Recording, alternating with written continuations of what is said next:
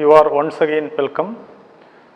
നമ്മുടെ അടുത്ത topic branch accounts and department accounts ആണ്. അതിലെ ഫസ്റ്റ് പാർട്ട് ബ്രാഞ്ച് അക്കൗണ്ട്സ്. എന്താ നോക്കാം നമുക്ക്. ബ്രാഞ്ച് എന്താ നോക്കാം നമുക്ക് ആദ്യം. ബ്രാഞ്ച് എന്ന് പറയുന്നത് ശാഖകൾ എന്ന് നമ്മൾ മലയാളത്തിൽ പറയും. ഒരു ബിസിനസ്സിന് ബ്രാഞ്ച് ഉണ്ടെങ്കിൽ അതിനൊരു പേരൻറ്റ് ഓഫീസാണ് ഹെഡ് ഓഫീസ്. എന്താണ് ബ്രാഞ്ചിൻ്റെ പ്രത്യേകത എന്ന് ചോദിച്ചാൽ, for the purpose of increasing sales promotion or sales volume of A business concern, they can open so many subordinate office at different parts of the country, even in the outside countries also. Each and every subdivision subordinate office is called branch. ഇപ്പോൾ ഒരു business സ്ഥാപനം അവരുടെ sales volume വർദ്ധിപ്പിക്കുന്നതിനോ അല്ലെ business സാമ്രാജ്യം വിപുലപ്പെടുത്തുന്നതിനോ വേണ്ടി ഒരു ഓഫീസിന് subordinate division രാജ്യത്തിൻ്റെ പല ഭാഗങ്ങളിൽ അല്ലെങ്കിൽ ഒരു സിറ്റിയുടെ തന്നെ പല ഭാഗങ്ങളിലുണ്ടാവാം, ഈവൻ ഫോറിൻ രാജ്യത്തും ഉണ്ടാവാം. അങ്ങനെയാണെങ്കിൽ ആ ഓരോ സബോർഡിനേറ്റ് ഡിവിഷനെയും നമ്മൾ വിളിക്കുന്ന പേര് ബ്രാഞ്ച് എന്നാണ്. എല്ലാ ബ്രാഞ്ചുകളും, all the branches are under the direct control and supervision of a parent office called head office. Branch എവിടെ ഉണ്ടോ അവിടെ ഒരു പേരൻറ്റ് ഓഫീസായിട്ടൊരു മാതൃ സംഘടനയായിട്ടൊരു ഹെഡ് ഓഫീസ് കാണും. അപ്പം ഒരു ഹെഡ് ഓഫീസിൻ്റെ കീഴിൽ ചിലപ്പോൾ ഒന്നിലധികം ബ്രാഞ്ചുകൾ കാണാം. ഇപ്പം കോട്ടയത്ത് പ്രവർത്തിക്കുന്ന ഒരു ഹെഡ് ഓഫീസിന് കൊല്ലത്തൊരു ബ്രാഞ്ച് കാണാം, ട്രിവാൻഡ്രത്ത് ബ്രാഞ്ച് കാണാം, അല്ലെങ്കിൽ ഡൽഹിയിൽ ന്യൂഡൽഹിയിൽ ബ്രാഞ്ച് കാണാം, കൊൽക്കത്തയിൽ കാണാം, അല്ലെങ്കിൽ അമേരിക്കയിലെ ന്യൂയോർക്കിൽ കാണാം. അത് ഫോറിൻ ബ്രാഞ്ചാണ്. അതിൻ്റെയൊക്കെ പ്രത്യേകത ലക്ഷ്യം എന്താണെന്ന് ചോദിച്ചാൽ, അവരുടെ ബിസിനസ് സാമ്രാജ്യം വിപുലപ്പെടുത്തി കൂടുതൽ സെയിൽസ് വോളിയം ഉണ്ടാക്കി കൂടുതൽ നേടുക എന്നുള്ളതാണ് ബിസിനസ്സിൻ്റെ ആത്യന്തികമായിട്ടുള്ള ലക്ഷ്യം. അതാണെന്ന് നിങ്ങൾക്കറിയാമല്ലോ, ഞാൻ പറയാതെ തന്നെ. അപ്പം ഈ ബ്രാഞ്ചുകൾ പ്രവർത്തിക്കുമ്പോൾ ഓരോ ബ്രാഞ്ചിൻ്റെയും പ്രവർത്തന സ്റ്റൈൽ എന്താണ് അത് ഹെഡ് ഓഫീസിന് അറിയണം. What are the efficiency and adequate information of each and every branch to be brought into the notice of the head office. Head ഓഫീസിൻ്റെ നിയന്ത്രണത്തിൽ രാജ്യത്തിൻ്റെ വിവിധ പ്രദേശങ്ങളിലെ ബ്രാഞ്ചുകൾ സ്ഥാപിക്കുന്നെങ്കിൽ ആ ബ്രാഞ്ചിൻ്റെ കാര്യക്ഷമത എന്താണ്, അവർ വളരെ ക്രിയേറ്റീവായിട്ടാണോ പ്രവർത്തിക്കുന്നത്, അവരുടെ അസറ്റ് കാര്യങ്ങൾ എങ്ങനെയാണ്, അവരുടെ ലൈബിലിറ്റി പൊസിഷൻ എന്താണ്, അവർക്ക് സപ്ലൈ ചെയ്യുന്ന ഗുഡ്സ് അവർ യഥാസമയം തന്നെ വിറ്റിട്ടുണ്ടോ, എത്ര ക്യാഷ് സെയിൽസ് നടത്തിയിട്ടുണ്ട്, എത്ര ക്രെഡിറ്റ് സെയിൽസ് നടത്തിയിട്ടുണ്ട്, ബ്രാഞ്ച് മാനേജറുടെ പെർഫോമൻസ് എന്താണ്, ബ്രാഞ്ച് മാനേജർ ആക്റ്റീവായിട്ട് പ്രവർത്തിച്ചതിൻ്റെ അടിസ്ഥാനത്തിൽ ആ ആളിന് എത്ര പ്രതിഫലം കമ്മീഷനത്തിലോ മറ്റോ കിട്ടണം. അതോടൊപ്പം തന്നെ ഓരോ ബ്രാഞ്ചിൻ്റെ പ്രോഫിറ്റബിലിറ്റി എന്താണ്, ലാഭം ഉണ്ടാക്കാനുള്ള കരുത്ത് എന്താണ്, ശേഷി എന്താണ്. ഇപ്പം കൊല്ലത്തൊരു ബ്രാഞ്ച് പ്രവർത്തിക്കുന്നെങ്കിൽ കൊല്ലം ബ്രാഞ്ച് ഉണ്ടാക്കിയ റിസൾട്ട് എന്താണ്, ട്രിവാൻഡ്രത്ത് ഒരു ബ്രാഞ്ച് പ്രവർത്തിക്കുന്നെങ്കിൽ തിരുവനന്തപുരം ബ്രാഞ്ച് ഉണ്ടാക്കിയ ലാഭനഷ്ടം എത്രയാണ്, ന്യൂഡൽഹിയിൽ ഒരു ബ്രാഞ്ച് ഉണ്ടെങ്കിൽ അവർ നേടിയ റിസൾട്ട് എത്രയാണ്, അവരുടെ കാര്യക്ഷമത എന്താണ്, ഇതെല്ലാം ഹെഡ് ഓഫീസിന് കൃത്യമായി വിലയിരുത്തണം. അങ്ങനെ ഞാനിപ്പോൾ ഈ പറഞ്ഞ കാര്യങ്ങളൊക്കെ വിലയിരുത്താൻ വേണ്ടി ഓരോ ബ്രാഞ്ചിനും വേണ്ടി പ്രത്യേകം ബ്രാഞ്ച് അക്കൗണ്ട് ഓപ്പൺ ചെയ്യും. Kollam branch account in order to ascertain profit earned by such branch for a particular period. അങ്ങനെ ഒരു കൊല്ലം ബ്രാഞ്ച് അക്കൗണ്ട് ഓപ്പൺ ചെയ്യും. അല്ലെങ്കിൽ ചെന്നൈയിൽ ഒരെണ്ണം ഉണ്ടെങ്കിൽ ചെന്നൈ ബ്രാഞ്ച് അക്കൗണ്ട് ഓപ്പൺ ചെയ്യും. അപ്പം അതാണ് ബ്രാഞ്ച് അക്കൗണ്ട് എന്ന് പറയുന്നത്. ഈ ബ്രാഞ്ച് അക്കൗണ്ട് തയ്യാറാക്കുമ്പോൾ നമുക്ക് പ്രധാനമായിട്ടും കിട്ടുന്നത് പ്രോഫിറ്റബിലിറ്റിയാണ്. അവരുണ്ടാക്കിയ നേട്ടം എത്രയാണ്, അല്ലെങ്കിൽ ഓരോ ബ്രാഞ്ചിൻ്റെയും ചില ബ്രാഞ്ചുകളിൽ നഷ്ടം ഉണ്ടാവും. ഈ നഷ്ടം എത്രയാണ് എന്ന് ഹെഡ് ഓഫീസിന് അറിയണം. കാരണം ലാഭം അനുഭവിക്കുന്നതും നഷ്ടം ഏറ്റെടുക്കേണ്ടുന്നതും ഹെഡ് ഓഫീസാണ്. ഒരു ബ്രാഞ്ച് സാധാരണഗതിയിൽ പൂർണ്ണ നിയന്ത്രണത്തിലായിരിക്കും, ഹെഡ് ഓഫീസിൻ്റെ നിയന്ത്രണത്തിലായിരിക്കും പ്രവർത്തിക്കുന്നത് എന്നുള്ളതുകൊണ്ട് ഓരോ ബ്രാഞ്ചിൻ്റെ കാര്യക്ഷമതയെക്കുറിച്ചും അതിൻ്റെ പ്രോഫിറ്റബിലിറ്റിയെക്കുറിച്ചും അല്ലെങ്കിൽ അതിൻ്റെ ആക്യുറസിയെക്കുറിച്ചും ഒക്കെ ഹെഡ് ഓഫീസിന് അറിയണം. So in order to ascertain such a result separate branch account is opened in the books of head office. ബ്രാഞ്ചിനെ നമ്മൾ പ്രധാനമായിട്ടും രണ്ടായിട്ട് തിരിക്കുന്നു. ഇൻലാൻഡ് ബ്രാഞ്ചും ഫോറിൻ ബ്രാഞ്ചും. ഇൻലാൻഡ് ബ്രാഞ്ച് നാട്ടിനകത്തുള്ളത്, നമ്മുടെ രാജ്യത്തുള്ള റെസിഡൻറ്റ് ബ്രാഞ്ച് എന്ന് വേണമെങ്കിൽ വിളിക്കാം. വിദേശത്ത് പ്രവർത്തിക്കുന്ന ഫോറിൻ ബ്രാഞ്ചുമാണ്. ഈ ഇൻലാൻഡ് ബ്രാഞ്ചിനെ തന്നെ നമ്മൾ accounting point of view, from the accounting point of view, inland branch may be mainly categorised in to two, dependent branch and independent branch. അപ്പോൾ inland branch accounting point of view dependent branch എന്നും independent branch എന്നും തിരിക്കുന്നു. പിന്നെ വിദേശത്തുള്ളത് foreign branch. നിങ്ങളുടെ സിലബസിനകത്ത് ഈ foreign branch പഠിക്കേണ്ട എന്നുള്ളതുകൊണ്ട് നമുക്കതിനെക്കുറിച്ച് ചർച്ച ചെയ്യേണ്ട കാര്യമില്ല. അത് നമുക്ക് ഇപ്പം തന്നെ വിട്ടുകളയാം. ദെൻ ഇൻലാൻഡ് ബ്രാഞ്ചിലെ ഡിപ്പെൻഡൻറ്റ് ബ്രാഞ്ചിലേക്ക് വരുന്നു. ആ വാക്ക് നോക്കെ, ഡിപ്പെൻഡൻറ്റ് ബ്രാഞ്ച്, ആശ്രയിച്ച് കഴിയുന്ന ബ്രാഞ്ച് ആര്, ഹെഡ് ഓഫീസിനെ. അപ്പം ആ ബ്രാഞ്ചിൻ്റെ ഒരു സവിശേഷത ഞാൻ പറയാൻ പോവാണ്. ഡിപ്പെൻഡൻറ്റ് ബ്രാഞ്ചിൻ്റെ ഞാൻ പറയുന്നു, ഇപ്പം തിരുവല്ലയിൽ പ്രവർത്തിക്കുന്ന ബ്രാഞ്ച് കോട്ടയം ഹെഡ് ഓഫീസിനെ പൂർണ്ണമായിട്ടും ആശ്രയിച്ച് കഴിയുന്നതാണെങ്കിൽ തിരുവല്ല ബ്രാഞ്ച് ഡിപ്പെൻഡൻറ്റ് ബ്രാഞ്ചാണ്. അപ്പോൾ എന്താ അവിടുത്തെ കേസ് എന്ന് ചോദിച്ചാൽ, head office supplies goods to the branch. That goods are sold by branch both in cash as well as on credit basis. The amount collected by branch by way of selling commodities remitted to the head office daily.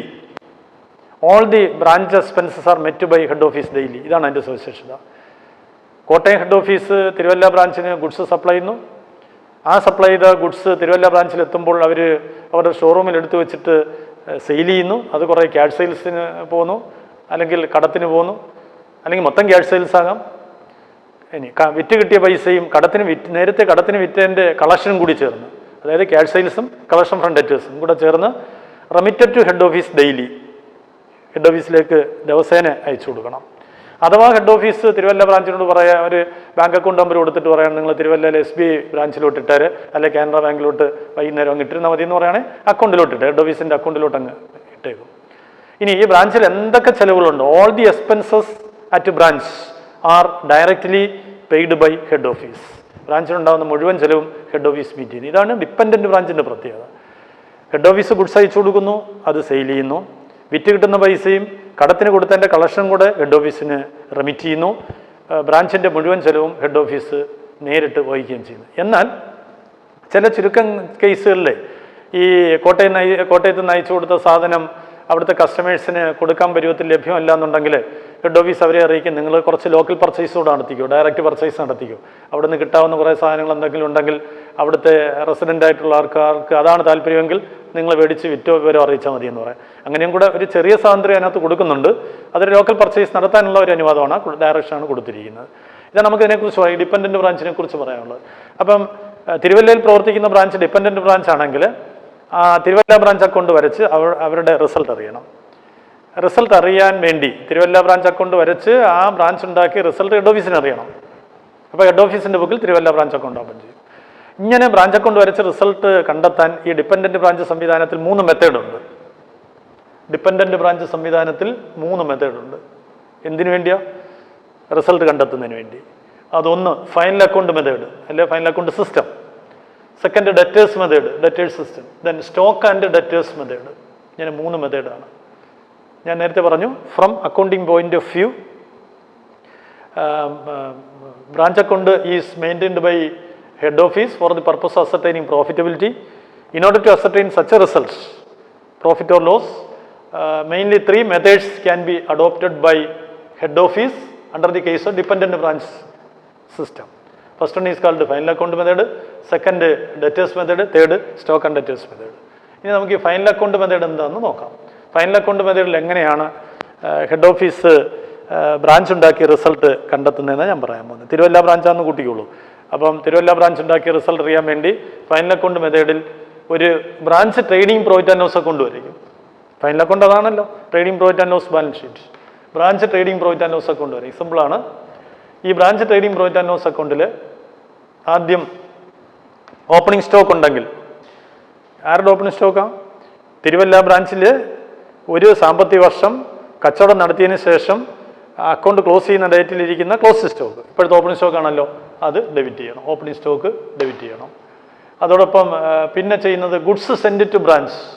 ഈ Kottayam head office Thiruvalla ബ്രാഞ്ചിലേക്ക് കുറേ goods അയച്ചു കൊടുത്തിട്ടുണ്ട്, അത് debit ചെയ്യണം. Then direct ചെലവുകൾ, ട്രേഡിങ്ങിൻ്റെ ഭാഗം ആദ്യം പറയുന്നത്, വേജസോ ക്യാരേജ് ഇൻവേഡോ മുതലായ ഡയറക്റ്റ് എക്സ്പെൻസുകൾ ഡെബിറ്റ് ചെയ്യണം. ദെൻ സെയിൽസ് ബൈ ക്യാഷ് എന്നും പറഞ്ഞ് എഴുതുക, അല്ലെങ്കിൽ ബൈ സെയിൽസ്, ക്യാഷ് സെയിൽസും ക്രെഡിറ്റ് സെയിൽസും കൂടെ കൂട്ടി സെയിൽസ് റിട്ടേൺ ഉണ്ടെങ്കിൽ കുറച്ച് എഴുതണം. ഇനി ചിലപ്പോൾ ഈ ഗുഡ്സ് റിട്ടേൺ ചെയ്ത് കാണും. അതായത് കോട്ടയം ഹെഡ് ഓഫീസ് തിരുവല്ല ബ്രാഞ്ചിലോട്ട് അയച്ചു കൊടുത്ത ഗുഡ്സിൽ എത്രയെങ്കിലും റിട്ടേൺ ചെയ്തിട്ടുണ്ടെങ്കിൽ അത് ക്രെഡിറ്റ് ചെയ്യണം. അഥവാ അയച്ചു കൊടുത്ത ഗുഡ്സ് സെൻഡ് ടു ബ്രാഞ്ച് എന്ന് പറഞ്ഞ് ഞാൻ ഇവിടെ പറഞ്ഞു, അവിടുന്ന് കുറച്ചാലും മതി. അല്ലെങ്കിൽ അയച്ചു കൊടുത്തത് ഫുള്ള് ഡെബിറ്റ് ചെയ്തു. ഉദാഹരണം, കോട്ടയം ഹെഡ് ഓഫീസ് തിരുവല്ല ബ്രാഞ്ചിലേക്ക് 1,00,000 രൂപയുടെ ഗുഡ്സ് അയച്ചു കൊടുത്തു, ഡെബിറ്റ് ചെയ്തു. Goods send to branch 1,00,000. അതിലൊരു 10,000 റിട്ടേൺ ചെയ്തു, അത് ക്രെഡിറ്റ് ചെയ്യണം. അല്ലെങ്കിൽ 1,00,000 എഴുതിയിട്ട് റിട്ടേൺ ചെയ്ത് കുറച്ച് ബാക്കി 90,000 എഴുതിയാലും മതി. പിന്നെ വരുന്നത് ക്ലോസ് സ്റ്റോക്കാണ്. ഈ സാമ്പത്തിക വർഷത്തിൻ്റെ ലാസ്റ്റിൽ തിരുവല്ല ബ്രാഞ്ചിലുണ്ടായ ക്ലോസ് സ്റ്റോക്ക് എത്രയുണ്ടോ അതാണ് ക്രെഡിറ്റ്. അപ്പോൾ നമുക്ക് ഗ്രോസ് പ്രോഫിറ്റ് കിട്ടും. ആ ഗ്രോസ് പ്രോഫിറ്റിനെ പ്രോഫിറ്റ് ആൻഡ് ലോസ് അക്കൗണ്ടിലോട്ട് ബ്രോഡ് ഡൗൺ ചെയ്തിട്ട് പിന്നെ നമുക്കിവിടെ എഴുതുന്ന ചിലവ് അറിയാമല്ലോ, ഈ ഓപ്പറേറ്റിംഗ് എക്സ്പെൻസുകൾ അല്ലെങ്കിൽ ഇൻഡയറക്റ്റ് എക്സ്പെൻസുകൾ, സാലറിയോ റെൻറ്റോ കമ്മീഷനോ ക്യാരേജ് ഔട്ടോടോ അഡ്വർടൈസ്മെൻറ്റോ ഡിപ്രിസിയേഷനോ ബാഡ് ഡെറ്റോ അങ്ങനെ എന്തൊക്കെയും ഉണ്ടെങ്കിൽ അതെല്ലാം അവിടെ എഴുതി കഴിഞ്ഞ് ക്രെഡിറ്റ് സൈഡിൽ കമ്മീഷൻ റിസീവ്ഡ് ഒക്കെ ഉണ്ടെങ്കിൽ അതും ക്രെഡിറ്റ് ചെയ്ത് കഴിഞ്ഞാൽ ബാക്കി കിട്ടുന്നത് നെറ്റ് പ്രോഫിറ്റ് ആണ്. ആ നെറ്റ് പ്രോഫിറ്റ് ആൻഡ് ലോസ് അക്കൗണ്ടിൽ മാറ്റണം. അപ്പോൾ ബ്രാഞ്ച് ട്രേഡിങ്ങിൽ GP കിട്ടി, പ്രോഫിറ്റ് ആൻഡ് ലോസിൽ നെറ്റ് പ്രോഫിറ്റ് കിട്ടി, net profit transferred to branch profit and loss account. ഇങ്ങനെയാണ് ചെയ്യുന്നത്. ഇത് ചെയ്യുമ്പോൾ നമ്മൾ ശ്രദ്ധിക്കേണ്ടുന്ന 1-2 കാര്യങ്ങളൂടിയുണ്ട്. എന്താണെന്ന് ചോദിച്ചാൽ, ഈ head office, Kottayam head office Thiruvalla ബ്രാഞ്ചിന് ഗുഡ്സ് അയച്ചു കൊടുത്തത് കോസ്റ്റ് പ്രൈസിലായിരിക്കാം. കോസ്റ്റ് പ്രൈസ് ആണെങ്കിൽ നമ്മൾ ഗുഡ്സ് സെൻറ്റ് ടു ബ്രാഞ്ച് 1 ലക്ഷം കോസ്റ്റ് പ്രൈസ് എന്ന് എഴുതി വെക്കണം. 1 ലക്ഷം തന്നെ എഴുതുക. അപ്പം റിട്ടേൺ ചെയ്യുന്നതും കോസ്റ്റ് പ്രൈസിലായിരിക്കും, ക്ലോസ് സ്റ്റോക്ക് ഇരിക്കുന്നതും കോസ്റ്റ് പ്രൈസിലായിരിക്കും, ഓപ്പണിംഗ് സ്റ്റോക്ക് ഇരിക്കുന്നതും കോസ്റ്റ് പ്രൈസിലായിരിക്കും. അവിടെ നമുക്ക് തരുന്നത് അതുപോലെ എഴുതി പിടിപ്പിച്ച ആൻസർ കണ്ടുപിടിച്ചാൽ മതി. എന്നാൽ ചില ഘട്ടങ്ങളിൽ ഈ ഉയർന്ന വിലയ്ക്ക് അയച്ചു കൊടുക്കും. അതായത് 1 ലക്ഷം രൂപയുടെ സാധനം 20% മാർജിൻ ചേർത്ത് 1,20,000 അയച്ചു കൊടുക്കും. കുട്ടികളെ ഹെഡ് ഓഫീസ് തിരുവല്ല ബ്രാഞ്ചിലോട്ട് അയച്ചു കൊടുത്ത ഗുഡ്സിൻ്റെ കോസ്റ്റ് പ്രൈസ് 1 ലക്ഷമാണ്. അവരതിൻ്റെ കൂടെ ഒരു 20% ലോഡിങ് മാർജിനൂടെ ചേർത്ത് പിന്നെ അയച്ചു, അങ്ങോട്ട് ഉയർന്ന വിലയ്ക്ക് അയച്ചു. ഉയർന്ന വില നമ്മൾ ഇൻവോയ്സ് പ്രൈസ് അഥവാ ലോഡഡ് പ്രൈസ് എന്ന് പറയും. Selling price, loaded price, invoice price എന്ന് പറയും. അപ്പോൾ 1 ലക്ഷം രൂപയുടെ സാധനം 20% കൂടെ ചേർത്ത് 1,20,000 അയച്ചെങ്കിൽ 1 ലക്ഷത്തിന് കോസ്റ്റ് പ്രൈസ് എന്നും 1,20,000 ഇൻവോയ്സ് പ്രൈസ് എന്നും വ്യത്യാസമുള്ള 20,000 മാർജിൻ എന്നും പറയും, അഥവാ ലോഡിംഗ് എന്നും പറയും. അപ്പോൾ അങ്ങനെ ആകുമ്പോൾ നമ്മൾ എന്ത് ചെയ്യണമെന്നറിയോ, അങ്ങനെ ഉയർന്ന വിലയ്ക്ക് അയച്ചു കൊടുത്തെങ്കിൽ ആ ഉയർന്ന വിലയുടെ എഫക്റ്റ് അയച്ചു കൊടുത്ത ഗുഡ്സ് 1 ലക്ഷത്തിൻ്റെ 1,20,000 അപ്പോൾ ഒരു 10,000 ഗുഡ്സ് തിരിച്ചയച്ചിട്ടുണ്ടെങ്കിൽ അതിനകത്തും ആ ലോഡിങ്ങിൻ്റെ എഫക്റ്റ് ഉണ്ടാവും. അതുപോലെ തന്നെ വർഷാവസാനം എന്തെങ്കിലും ക്ലോസ് സ്റ്റോക്ക് ഇരിക്കുന്നെങ്കിൽ ആ ക്ലോസ് സ്റ്റോക്കിലും അതിൻ്റെ ലോഡിങ് എഫക്റ്റ് ഉണ്ടാവും. ലോഡിങ് എഫക്റ്റ് എന്ന് വെച്ചാൽ ഉയർന്ന വിലയുടെ ആ നെറ്റ് എഫക്റ്റ് ഉണ്ടാവും. ഓപ്പണിംഗ് സ്റ്റോക്കിലുണ്ട്. ഞാൻ പറഞ്ഞത് ചുരുക്കം പറഞ്ഞാൽ, ഈ അയച്ചു കൊടുത്ത ഗുഡ്സ് ഉയർന്ന വിലയ്ക്കാണെങ്കിൽ 1 ലക്ഷത്തിൻ്റെ ഗുഡ്സ് 1,20,000 അയച്ചു കൊടുത്തെങ്കിൽ അയച്ചു കൊടുത്തതിനകത്ത് ലോഡിംഗ് ഉണ്ട്, 20,000 ഉണ്ടല്ലോ. ഇനി റിട്ടേൺ ചെയ്തതിനകത്ത് ലോഡിംഗ് ഉണ്ടാവും, ക്ലോസ് സ്റ്റോക്കിനകത്ത് ലോഡിംഗ് ഉണ്ടാവും, ഓപ്പണിംഗ് സ്റ്റോക്കിനകത്ത് ലോഡിംഗ് ഉണ്ടാവും. പിന്നെ ഈ ബ്രാഞ്ചുകൾ തങ്ങളിത്താൻ അങ്ങോട്ടും ഇങ്ങോട്ട് ഇൻ്റർ ട്രാൻസാക്ഷൻ നടന്നു. ഇപ്പം തിരുവല്ല ബ്രാഞ്ച് കൊല്ലം ബ്രാഞ്ചിലേക്ക് കുറേ അയച്ചു, അല്ലെങ്കിൽ കൊല്ലം ബ്രാഞ്ച് തിരുവല്ല ബ്രാഞ്ചിലോട്ട് കുറേ തന്നു, ഈ ഇൻ്റർ ബ്രാഞ്ച് ട്രാൻസാക്ഷൻ. അങ്ങനെ എന്തെങ്കിലും ഗുഡ്സ് അങ്ങോട്ടോ ഇങ്ങോട്ടോ ബ്രാഞ്ചുകൾ തങ്ങളിത്താൻ കൈമാറിയിട്ടുണ്ടെങ്കിൽ, ഹെഡ് ഓഫീസിൻ്റെ ഇൻസ്ട്രക്ഷൻ അനുസരിച്ച് കൈമാറിയിട്ടുണ്ടെങ്കിൽ അതിനകത്തും എന്തുണ്ടാവും, ഈ ലോഡിങ്ങിൻ്റെ എഫക്റ്റ് ഉണ്ടാവും. അപ്പോൾ നമ്മൾ എന്ത് ചെയ്യണം, അങ്ങനെ ലോഡിങ് ഉണ്ടെങ്കിൽ നമ്മൾ എന്ത് ചെയ്യണമെന്നറിയോ, അതുകൊണ്ടിപ്പം ഞാൻ ഓപ്പണിംഗ് സ്റ്റോക്ക് പറയാണ്. ഓപ്പണിംഗ് സ്റ്റോക്ക് ഒരു 20,000 തന്നിരിക്കുകയാണ്. അതിനകത്തൊരു 20% ലോഡിങ് ഉണ്ടെങ്കിൽ ആ ഓപ്പണിംഗ് സ്റ്റോക്കിൻ്റെ തുക 20,000 ഇന്നറിൽ എഴുതിയിട്ട് 20% ആണ് ലോഡിങ് എങ്കിൽ 4,000 വരുമല്ലോ. അതിൻ്റെ ലോഡിങ് കുറച്ച് ബാക്കി 16,000 എഴുതണം. അപ്പം opening stock 20,000 less loading margin 4,000, remaining 60,000. അല്ലെങ്കിൽ 20,000 ഡെബിറ്റ് ചെയ്തിട്ട് സ്റ്റോക്ക് റിസർവ് എന്നും പറഞ്ഞാൽ 4,000 ക്രെഡിറ്റ് ചെയ്താലും മതി. ഹൗ എവർ മേ ബി, നിങ്ങളുടെ സൗകര്യം പോലെ ചെയ്തു. ഇനി goods sent to branch 1 lakh എന്നുള്ളത് 1,20,000 അയച്ചു. അപ്പം goods sent to branch 1,20,000 less loading 20,000, ബാക്കി 1 ലക്ഷം. നെറ്റ് എഫക്റ്റിൽ കോസ്റ്റിൻ്റെ മൂല്യമേ വരാവൂ. അല്ലെങ്കിൽ ഗുഡ്സ് സെൻറ്റ് ടു ബ്രാഞ്ച് 1,20,000 എന്ന് എഴുതിയിട്ട് ഇപ്പുറത്ത് ഗുഡ്സ് സെൻറ്റ് ടു ബ്രാഞ്ച് 20,000 എഴുതിയിരുന്നാൽ മതി. അപ്പോൾ 1 ലക്ഷത്തിൻ്റെ എഫക്റ്റ് ആവുമല്ലോ. ഇനി റിട്ടേൺ ചെയ്തത് 10,000 ആണ്. ഞാൻ പറഞ്ഞത് ക്രെഡിറ്റ് ചെയ്യണമെന്ന്. 10,000 ക്രെഡിറ്റ് ചെയ്തിട്ട് അതിൻ്റെ ലോഡിങ് ഒരു 2,000 ഉണ്ടെങ്കിൽ അത് കുറച്ച് ബാക്കി 8,000 എഴുതുക. പിന്നെ ക്ലോസ് സ്റ്റോക്കിനകത്തും ഈ ലോഡിങ്ങിൻ്റെ എഫക്റ്റ് വരും. ക്ലോസ് സ്റ്റോക്ക് ഒരു 15,000 ആണെന്ന് കൂട്ടിക്ക്, ഉയർന്ന വിലയിൽ അതിനകത്തൊരു 3,000 ലോഡിങ് ഉണ്ടെങ്കിൽ എക്സാമ്പിൾ 15,000 നിന്ന് 3,000 കുറച്ച് 12,000 ഞാൻ പറഞ്ഞതിൻ്റെ അർത്ഥം ഇതാണ്. ഓപ്പണിംഗ് സ്റ്റോക്കിലോ ഗുഡ്സ് സെൻറ്റ് ടു ബ്രാഞ്ചിലോ ഗുഡ്സ് റിട്ടേണിലോ ക്ലോസ് സ്റ്റോക്കിലോ ഈ ഇൻവോയ്സ് അത് ഇത്ര ഇൻവോയ്സിലേക്ക് കിടക്കുകയാണെങ്കിൽ അതിനകത്ത് ലോഡിങ്ങിൻ്റെ ഒരു കണ്ടന്റ് ഉണ്ടാവും.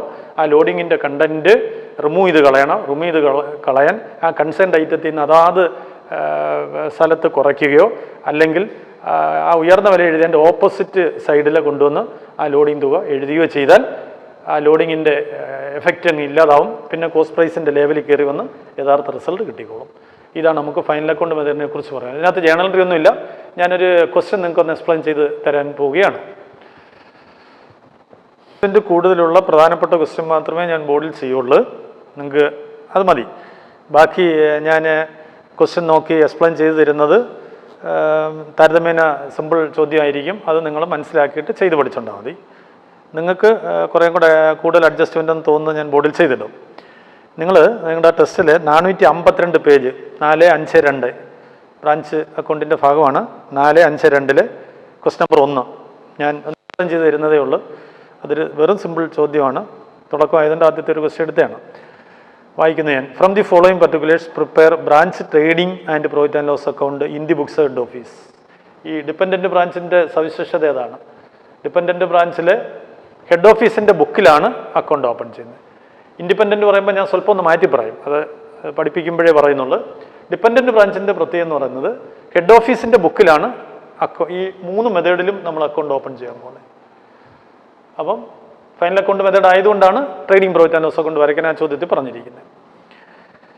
Delhi stores invoiced goods to its Patna branch at cost.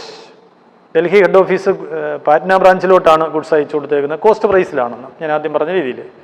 Which sells both for cash and credit. അവർ കാശിനും കടത്തിനും അത് വിൽക്കുന്നു. Cash received by branch is remitted to H O. ബ്രാഞ്ചിൽ കിട്ടുന്ന പൈസ, ബ്രാഞ്ചിൽ ഏതൊക്കെ രീതിയിൽ കാശ് കയറി വരും? ക്യാഷ് സെയിൽസിൻ്റെ ബേസിലും വരും, നേരത്തെ കടത്തിന് കൊടുത്തതിൻ്റെ ഇപ്പം കളക്ഷൻ കിട്ടിയതും കൂടെ വരും, ഡെറ്റേഴ്സിൻ്റെ. അത് രണ്ടും കൂടെ ഹെഡ് ഓഫീസിലേക്ക് റെമിറ്റ് ചെയ്യുന്നത്. ഡിപ്പെൻഡൻറ്റ് ബ്രാഞ്ചിൻ്റെ സവിശേഷത ഞാൻ പറഞ്ഞിട്ടാണ് തുടങ്ങിയത് തന്നെ. അങ്ങനെ പറഞ്ഞായിരുന്നു ഞാൻ. കിട്ടുന്ന പൈസ അന്ന് തന്നെ വൈകിട്ട് ഹെഡ് ഓഫീസിൽ അടയ്ക്കുന്നു, അല്ലെങ്കിൽ ഹെഡ് ഓഫീസ് കൊടുത്ത അക്കൗണ്ടിലോട്ട്, ബാങ്ക് അക്കൗണ്ടിലോട്ട് റെമിറ്റ് ചെയ്യുന്നു. Branch expenses are paid direct from H O. ബ്രാഞ്ചിൻ്റെ ചിലവുകൾ മുഴുവൻ നേരിട്ട് ഹെഡ് ഓഫീസ് മീറ്റ് ചെയ്യുന്നു, except petty expense. Petty expense ഒഴിച്ച്, ഒരു ബ്രാഞ്ചിലുണ്ടാകുന്ന കുഞ്ഞൻ ചിലവുകളെ നമ്മൾ പെറ്റി എക്സ്പെൻസ് എന്ന് പറയുന്നത്, അതൊഴിച്ച് ബാക്കിയെല്ലാം ഹെഡ് ഓഫീസ് മീറ്റ് ചെയ്യുന്നു. ഈ പെറ്റി എക്സ്പെൻസ് ആര് മീറ്റ് ചെയ്യുന്നു? Which are met by the branch. ഈ കണക്കിൽ അങ്ങനെ ഒന്ന് മാറ്റി പറഞ്ഞേക്കുന്നതേ ഉള്ളൂ. നോക്കാം. അപ്പോൾ നമുക്ക് ട്രേഡിംഗ് പ്രോഫിറ്റ് ആൻഡ് ലോസ് വരയ്ക്കണം. ഈ മാതിരി നമ്മളിങ്ങനെ എഴുതുക, in the book of head office, ഇങ്ങനെ എഴുതുകൂടെ, in the book of head office branch trading profit and loss accounts. നോക്കാം. ഓപ്പണിംഗ് ബാലൻസ് ഇയറിൻ്റെ ബിഗിനിങ് ടൈമിൽ തന്നിട്ടുണ്ട്. ഓപ്പണിംഗ് ബാലൻസ് സ്റ്റോക്കിന് തന്നിട്ടുണ്ട്, ഡെറ്റേഴ്സ് ഉണ്ട്, പെറ്റി ക്യാഷ് ഉണ്ട്. 3 ഐറ്റത്തിനാണ് ഓപ്പണിംഗ് തന്നേക്കുന്നത്.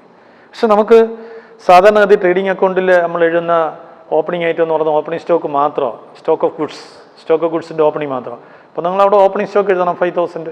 കോസ്റ്റ് പ്രൈസ് കിടക്കുക, അവിടെ നമുക്ക് ഇൻവോയ്സ് വില അല്ലാത്തതുകൊണ്ട് ലോഡിങ് റിമൂവ് ചെയ്യേണ്ട ആവശ്യമില്ല. അപ്പോൾ നിങ്ങൾ ഓപ്പണിംഗ് സ്റ്റോക്ക് എന്ന് പറഞ്ഞ് 5000 ഡെബിറ്റ് ചെയ്യുക ട്രേഡിങ്ങിൻ്റെ ഭാഗമായിട്ട്. ദെൻ ഓപ്പണിംഗ് ഡെറ്റേഴ്സും പെറ്റി ക്യാഷും എഴുതണ്ട. Goods from H O. H ഒയിൽ നിന്ന് ഗുഡ്സ് വന്നെന്ന് എന്ന് വെച്ചാൽ എച്ച് ഒ എന്ത് പറയും? Goods send to branch.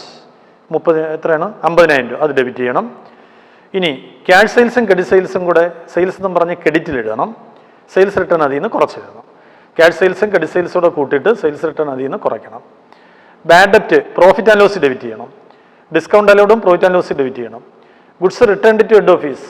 Head ഓഫീസിലേക്ക് കുറേ ഗുഡ്സ് തിരിച്ചയച്ചെന്ന്. ബ്രാഞ്ചിൽ 50,000 രൂപയുടെ ഗുഡ്സ് വന്നതിൽ നിന്ന് ഒരു 5,000 അത് ക്രെഡിറ്റ് ചെയ്യണം. അല്ലെങ്കിൽ ആ 50,000 അയച്ചു കൊടുത്തതിൽ നിന്ന് 5,000 കുറച്ച് 45,000 ഡെബിറ്റ് ചെയ്താലും മതി. Rate and tax profit and loss debit ചെയ്യണം. സാലറീസ് ആൻഡ് വേജസും പ്രോഫിറ്റ് ആൻഡ് ലോസ് ഡെബിറ്റ് ചെയ്യണം. Petty expenses by branch petty expense meet ചെയ്തിട്ടുണ്ട് 1000 രൂപ അത് ഡെബിറ്റ് ചെയ്യണം. അടുത്ത് പിൽഫറേജ് ഓഫ് ഗുഡ്സ്, മോഷ്ടിക്കപ്പെട്ടെന്ന് അയച്ചു കൊടുത്ത കുറേ ഗുഡ്സിൽ മോഷ്ടിക്കപ്പെട്ടു പോയി. അത് നമ്മൾ എന്ത് ചെയ്യണമെന്നറിയോ? ഇതൊരു അബ്നോർമൽ ലോസാണ്. ഇപ്പം തീ പിടിച്ചു പോവുകയോ ആക്സിഡൻറ്റ് പോവുകയോ അല്ലെങ്കിൽ തെഫ്റ്റ് വലിയ മോഷണത്തിൽ കൂടി പോവുകയോ, പിൽഫറേജ് കൊച്ചു മോഷണം, പിൽഫറേജ് കുഞ്ഞു മോഷണമാണ്. അങ്ങനെയൊക്കെ ഗുഡ്സ് ബ്രാഞ്ചിലിരിക്കുന്ന നഷ്ടപ്പെട്ട് കഴിഞ്ഞാൽ അതൊരു അബ്നോർമൽ ലോസാണ്. നഷ്ടപ്പെട്ടില്ലായിരുന്നെങ്കിൽ നമ്മൾ അതും കൂടെ വിറ്റ് സെയിൽസ് എന്നും പറഞ്ഞ് ട്രേഡിങ് ക്രെഡിറ്റ് എഴുതേനെ. അഥവാ സെയിൽസ് നടത്താൻ കഴിഞ്ഞില്ല എന്നുണ്ടെങ്കിൽ ക്ലോസ് സ്റ്റോക്ക് എന്നും പറഞ്ഞ് ക്രെഡിറ്റ് വന്നേനെ. കുട്ടികളെ ഈ പിൽഫറേജ് വഴിയോ ആക്സിഡൻറ്റ് വഴിയോ 1000 രൂപയുടെ ഗുഡ്സ് നഷ്ടപ്പെട്ടില്ലായിരുന്നെങ്കിൽ സെയിൽസ് എന്നും പറഞ്ഞ് ട്രേഡിങ് ക്രെഡിറ്റ് ചെയ്തേനെ. അതല്ലെങ്കിൽ ക്ലോസ് സ്റ്റോക്ക് എന്നും പറഞ്ഞ് ക്രെഡിറ്റ് ചെയ്തേനെ. പക്ഷെ അങ്ങനെ രണ്ടും വന്നില്ല. അതുകൊണ്ട് അത് മേക്കപ്പ് ചെയ്യാനായിട്ട് നമ്മൾ ഈ പിൽഫറേജ് ഗുഡ്സ് 1000 തന്നെ ട്രേഡിംഗ് അക്കൗണ്ടിൽ ക്രെഡിറ്റ് ചെയ്യണം. ആദ്യം ട്രേഡിംഗ് അക്കൗണ്ടിൽ ക്രെഡിറ്റ് ചെയ്യുകയും ചെയ്യണം. ഇതിന് ഇൻഷുർ ചെയ്തതെന്ന് പറയുന്നില്ല.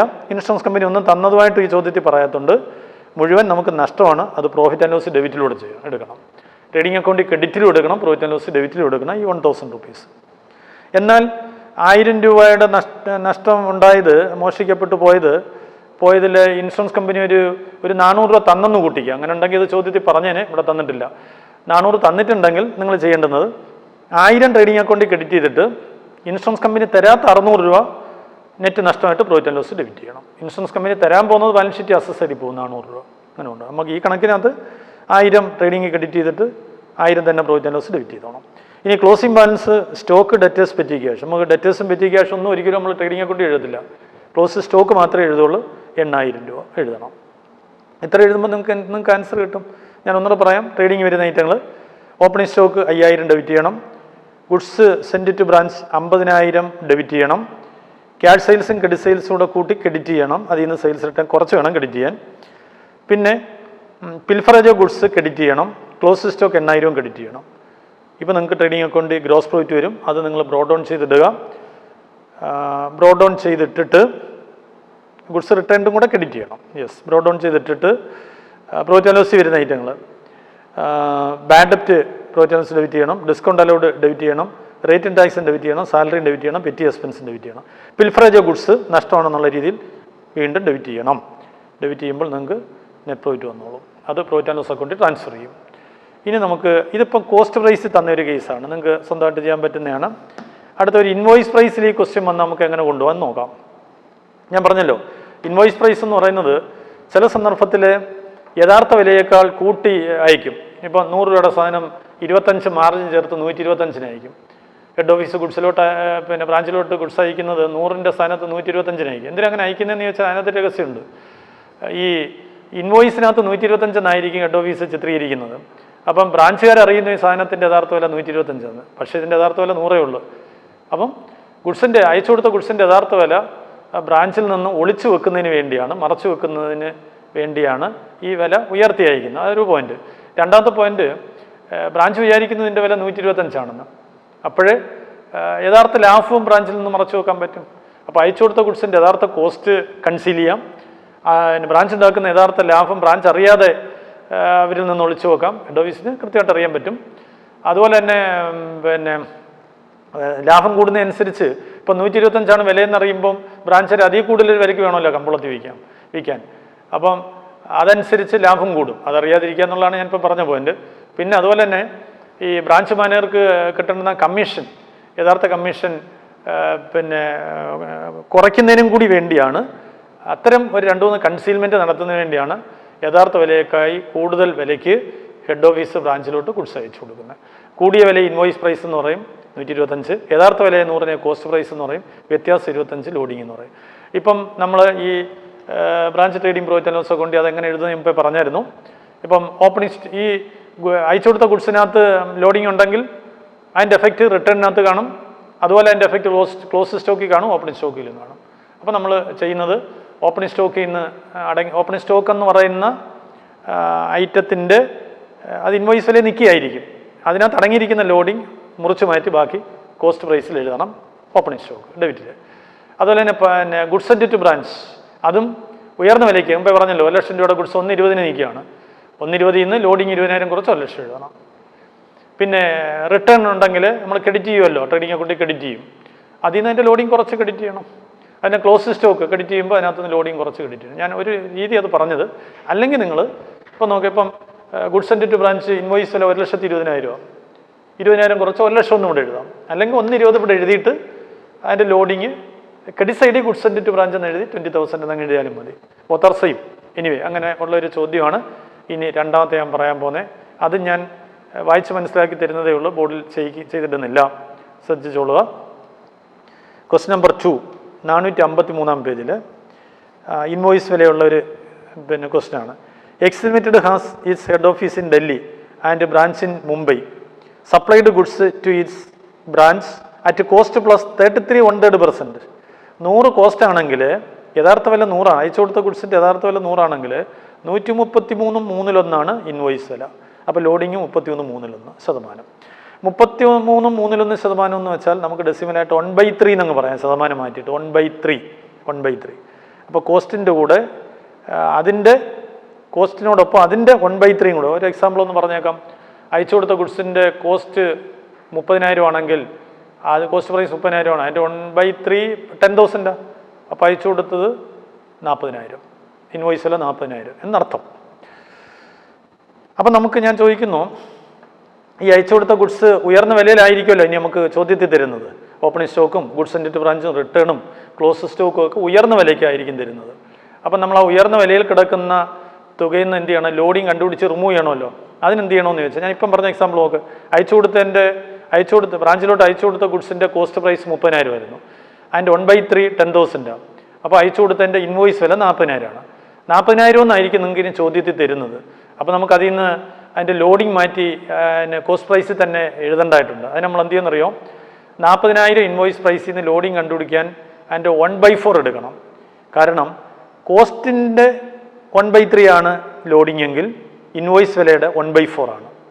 അപ്പം കോസ്റ്റിൻ്റെ 1/3 ആണ്, ഇൻവോയ്സ് വിലയുടെ 1/4 ആണ്. അപ്പോൾ 40,000 1/4, 40,000 1/4 10,000 വരും. അപ്പോൾ 40,000 നിന്ന് 10,000 കുറച്ച് 30,000 എഴുതണം. അല്ലെങ്കിൽ മുമ്പേ പറഞ്ഞാൽ 40,000 ഡെബിറ്റ് ചെയ്തിട്ട് ലോഡിംഗ് ആയിട്ട് വരാൻ സാധ്യതയുള്ള തുക ക്രെഡിറ്റ് ചെയ്യണം. ദെൻ ഇനി അവർ ബ്രാഞ്ച് ട്രേഡിംഗ് P&L ഹെഡ് ഓഫീസിൻ്റെ ബുക്കിൽ തയ്യാറാക്കാൻ പറഞ്ഞിരിക്കുക. ബ്രാഞ്ച് ട്രേഡിംഗ് മാത്രമേ പറഞ്ഞിട്ടുള്ളൂ. ഇപ്പോൾ ട്രേഡിങ്ങിൻ്റെ ഭാഗമുള്ളതിനകത്ത് ഓപ്പണിംഗ് സ്റ്റോക്ക് ഇൻവോയ്സ് പ്രൈസ് 40,000. ഇപ്പം പറഞ്ഞ ഇപ്പോൾ എൻ്റെ in the book head office branch trading and profit and loss ഒക്കെ ഉണ്ട്. Opening stock inner column 40,000 less loading 40,000ൻ്റെ 1/4 10,000, ബാക്കി 30,000. അല്ലെങ്കിൽ 40,000 ഡെബിറ്റ് ചെയ്തിട്ട് ഇപ്പുറത്ത് ഓപ്പണിംഗ് സ്റ്റോക്ക് ലോഡിങ് അല്ലെങ്കിൽ സ്റ്റോക്ക് റിസർവ് എന്ന് പറയും. സ്റ്റോക്കിനകത്ത് അടങ്ങിയിരിക്കുന്ന ലോഡിങ്ങിനെ സ്റ്റോക്ക് റിസർവ് എന്ന് പറയും. ഇപ്പുറത്ത് സ്റ്റോക്ക് റിസർവ് 10,000, 40,000 10,000, അല്ലെങ്കിൽ 40,000 നിന്ന് 10,000 കുറച്ച് 30,000 എഴുതുക. നിങ്ങൾക്ക് ഇഷ്ടം പോലെ ചെയ്യാം. പിന്നെ അടുത്തത് goods send to branch 2,50,000. Goods send to branch 2,50,000. അതെ, ഇൻവോയ്സ് വില നീക്കുക. 2,50,000 എഴുതിയിട്ട് ലെസ് ലോഡിങ് 2,50,000ൻ്റെ 4/1. അപ്പോൾ പിന്നെ 62,500. 2,50,000 നിന്ന് 62,500 കുറച്ച് ബാക്കി എഴുതുക. അല്ലെങ്കിൽ 2,50,000 ഡെബിറ്റ് ചെയ്തിട്ട് ആ ലോഡിങ് വരുന്ന തുക ക്രെഡിറ്റ് ചെയ്യുക. ഗുഡ്സ് സെൻഡ് ടു ബ്രാഞ്ച് എന്ന് അങ്ങ് ക്രെഡിറ്റിലോട്ട് എഴുതിയിരുന്നാൽ മതി. ഇനി return to HO, branch head ഓഫീസിലേക്ക് തിരിച്ചയച്ചു 10,000 രൂപ ഗുഡ്സ് ഇൻവോയ്സ് വിലയിൽ തന്നെ. അതങ്ങനെ വരും. അങ്ങോട്ട് അയച്ചു കൊടുത്ത ഇൻവോയ്സ് വിലയിലാണ്, തിരിച്ചയച്ചത് ഇൻവോയ്സ് വിലയാണ്. അതെന്ത് ചെയ്യണം? ക്രെഡിറ്റ് ചെയ്യണം. ഉണ്ട്, റിട്ടേൺ ക്രെഡിറ്റ് ചെയ്തിട്ട് 10,000 എന്ന് എഴുതിയിട്ട് അതിൻ്റെ 4/1 2,500 എത്ര വരും? 4/1 2,500, ബാക്കി 7,500 ക്രെഡിറ്റ് ചെയ്യണം. അതല്ലേ പിന്നെ വേറെ രീതി ചെയ്യാം. 2,50,000 നിന്ന് റിട്ടേൺ ചെയ്ത 10,000 കുറച്ച് 2,40,000 എടുത്തിട്ട് ആ 2,40,000ൻ്റെ 4/1 കണ്ടുപിടിച്ച് ലോഡിംഗ് ആയിട്ട് കുറച്ച് എഴുതിയാലും മതി. അപ്പോൾ ഇനി ഇപ്പുറത്തോട്ട് കൊണ്ടുവരണമെന്നില്ല.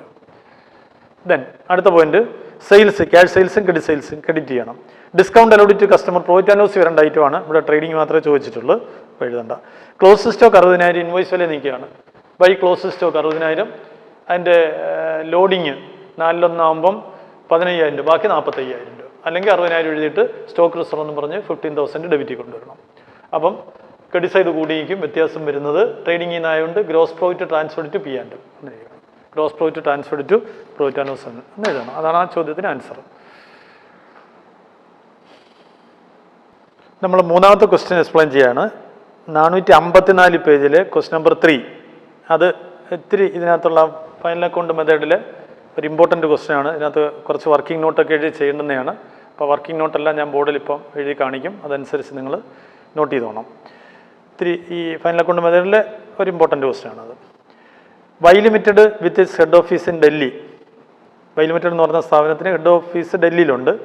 ഇൻവോയ്സ്ഡ് goods to its branch at പാറ്റ്നയിലേക്ക് അയച്ചു കൊടുത്തു. പാറ്റ്ന ബ്രാഞ്ചിലേക്ക് അയച്ചു കൊടുത്തു. അത് അറ്റ് 20% ലെസ്, സാധാരണ 20% കൂട്ടി അയച്ചു കൊടുത്തെന്ന് പറയുന്നതിന് വരെ തിരിച്ചു പറയുന്നു. 20% less than the catalogue price which is the cost plus 50%. With instruction that cash sales were to be made at invoice price and credit sales at catalogue price less discount at 15% on prompt payment. അത് ഭംഗിയായിട്ട് മനസ്സിലാക്കണം. First paragraph തന്നെ goods അയച്ചു കൊടുത്തിരിക്കുന്നത് catalogue പ്രൈസിനേക്കാൾ 20% കുറച്ചാണെന്ന്. നമുക്കൊരു example കൊടുക്കാം. അപ്പോൾ ഈ ചോദ്യത്തിൽ കോസ്റ്റ് പ്രൈസ് 100 ആണെന്ന് അസ്യൂം ചെയ്യാം. ഈ പെർസെൻറ്റേജ് പറയുമ്പോൾ നമുക്കൊരു 100 എന്നുള്ളൊരു ആപ്ലിക്കേഷൻ അവിടെ ഒരു നിങ്ങൾക്കറിയാം. കോസ്റ്റ് പ്രൈസ് 100 ആണെങ്കിൽ കാറ്റലോഗ് പ്രൈസ് എന്ന് പറയുന്നത് 150 ആയിരിക്കും. അതല്ലേ അവിടെ എഴുതിയിരിക്കുന്നത്. ഹെഡ് ഓഫീസ് പാറ്റ്ന ബ്രാഞ്ചിലേക്ക് ഗുഡ്സ് അയച്ചു കൊടുത്തത് 20% ലെസ്, 20% കുറച്ചാണ്. ഏതിനേക്കാൾ? Than the catalogue price. Catalogue price എത്രയാണോ അതിനേക്കാൾ 20% കുറച്ചാണ്. ആ കാറ്റലോഗ് പ്രൈസ് എത്രയാണ്? Catalogue price is cost plus 50%. ആണ്ടേ കാറ്റലോഗ് പ്രൈസ് എന്ന് പറഞ്ഞാൽ കോസ്റ്റിൻ്റെ കൂടെ 50% കൂടെ ചേരുന്നത്. അപ്പം 150 ആണ്. ഈ കാറ്റലോഗ് പ്രൈസിനേക്കാൾ 20% താഴ്ത്തിയാണ് ഗുഡ്സ് അയച്ചു കൊടുത്തത്. അപ്പം ഗുഡ്സ് അയച്ചു കൊടുത്തേക്കുന്ന ഇൻവോയ്സ് വിലയ്ക്കാണ്. അപ്പോൾ നമുക്ക് ഇൻവോയ്സ് പ്രൈസ് ഒന്ന് നോക്കാം. Invoice price 150-ന്റെ 20% താഴ്ത്തിയാണെന്ന്. 150-ന്റെ 20% എന്ന് പറയുമ്പോൾ 30 അപ്പം 150 മൈനസ് 30 ഈസിക്കൽ ടു 120. ഇതാണ് ഇൻവോയ്സ് പ്രൈസ്. ഇപ്പോൾ നമുക്കൊരു 3 വില ഇവിടെ കിട്ടി. Cost price 100, invoice price 120, catalogue price 150. മനസ്സിലായി കാണുമല്ലോ. കോസ്റ്റ് പ്രൈസ് അസ്യൂം ചെയ്യുന്നു 100. അതിൻ്റെ കൂടെ 50% കൂടെ ചേരുന്നതാണ് കാറ്റലോഗ് പ്രൈസ്.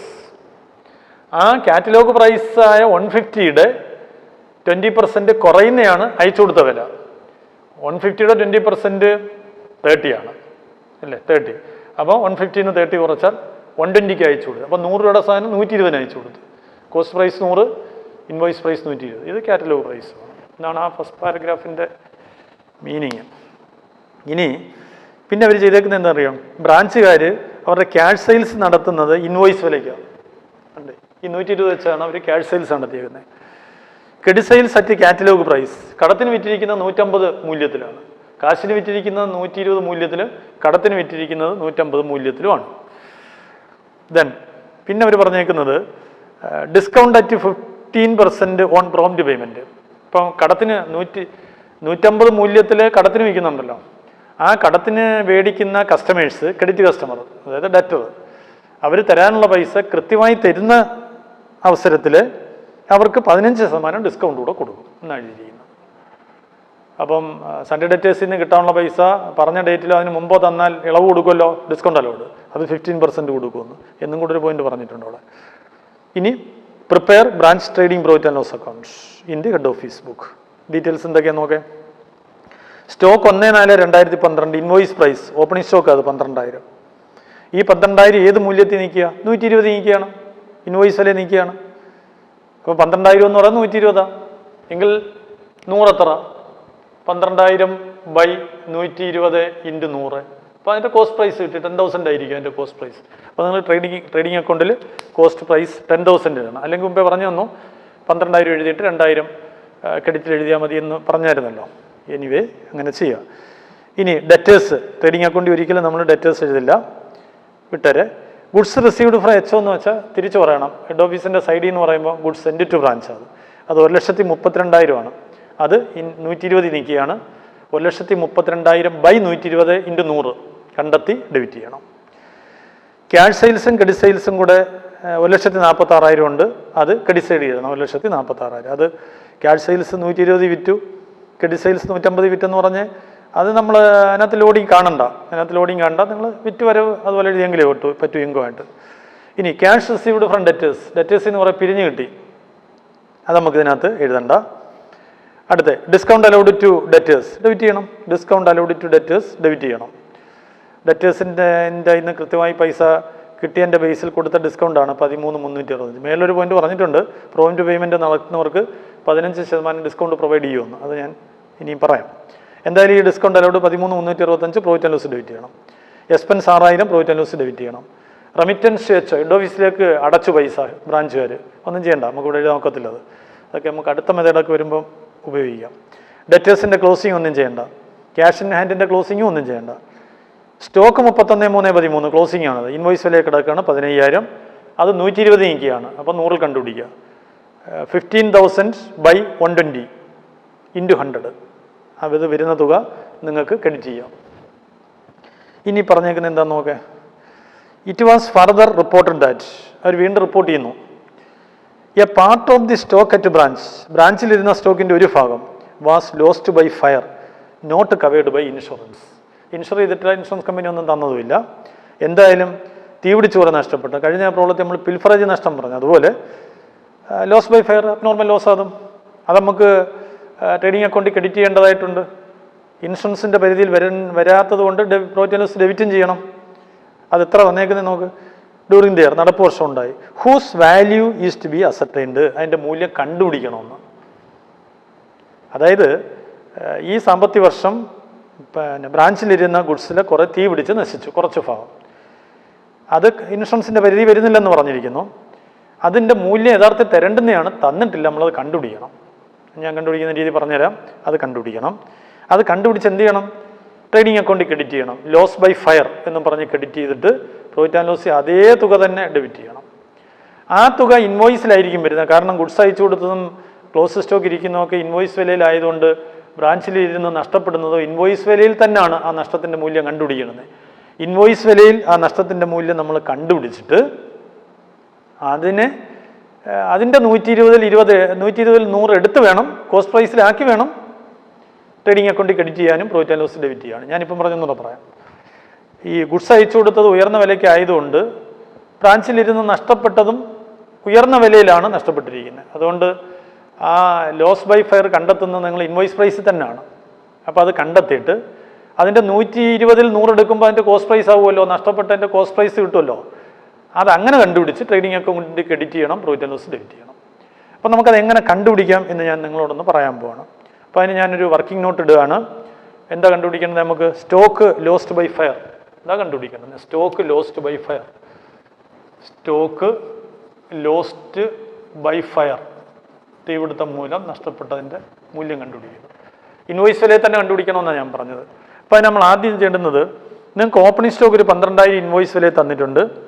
ഗുഡ്സ് അയച്ചു കൊടുത്ത് 1,32,000 ഇൻവോയ്സ് വിലയിൽ തന്നിട്ടുണ്ട്. ഇത് കൂട്ടിയെടുക്കണം. ബ്രാഞ്ചിലിരിക്കുന്ന ഓപ്പണിംഗ് സ്റ്റോക്കും ഹെഡ് ഓഫീസിൽ നിന്ന് വന്നതും കൂടെ ചേരുമ്പോൾ ബ്രാഞ്ചിൻ്റെ സ്റ്റോക്ക് കൂടുന്നു. ക്യാഷ് സെയിൽസും ക്രെഡിറ്റ് സെയിൽസ് അതിൽ നിന്ന് കുറയണം. അപ്പം ക്യാഷ് സെയിൽസ് 46,000 ഇൻവോയ്സ് വിലയിൽ തന്നെ വെച്ചിരിക്കുക. അപ്പോൾ 46,000 തന്നെ പറയാം.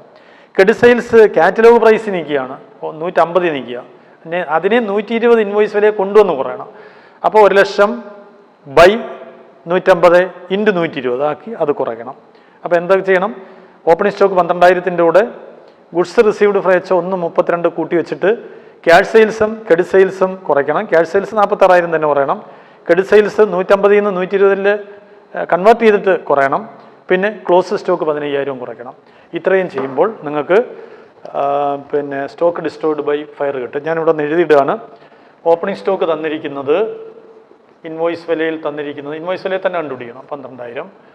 Add goods send to branch 1,32,000 less 2 കൂട്ടുമ്പോൾ 1,32,000 മൊത്തം 1,44,000 1,32 12 ലെസ് കുറയ്ക്കുന്ന ഒന്നാമത്തെ ഐറ്റം ക്യാഷ്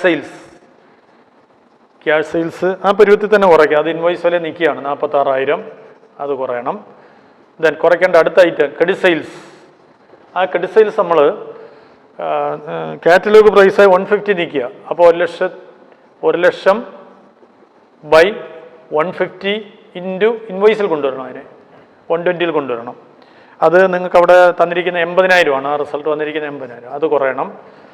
പിന്നെ ക്ലോസ് സ്റ്റോക്ക് കുറയണം.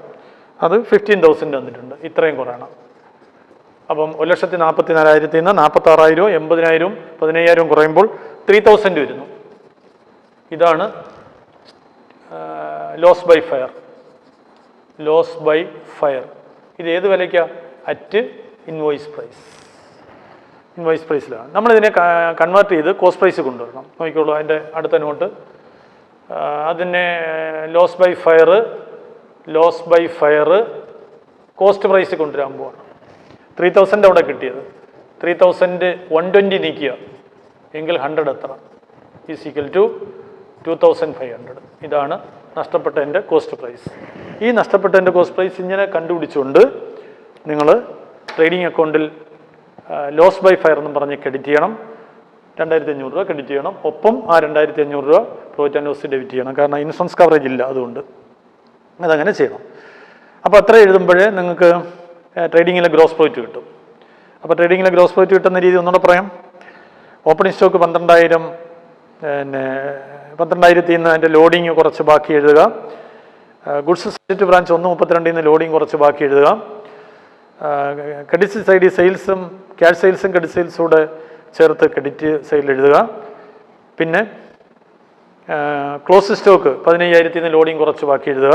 ഇപ്പം ഞാൻ പറഞ്ഞ ലോസ് ബൈ ഫയറും കൂടെ ക്രെഡിറ്റ് ചെയ്യുക. ഇത്രയും ചെയ്യുമ്പോൾ നിങ്ങൾക്ക് ഗ്രോസ് പ്രോഫിറ്റ് കിട്ടും.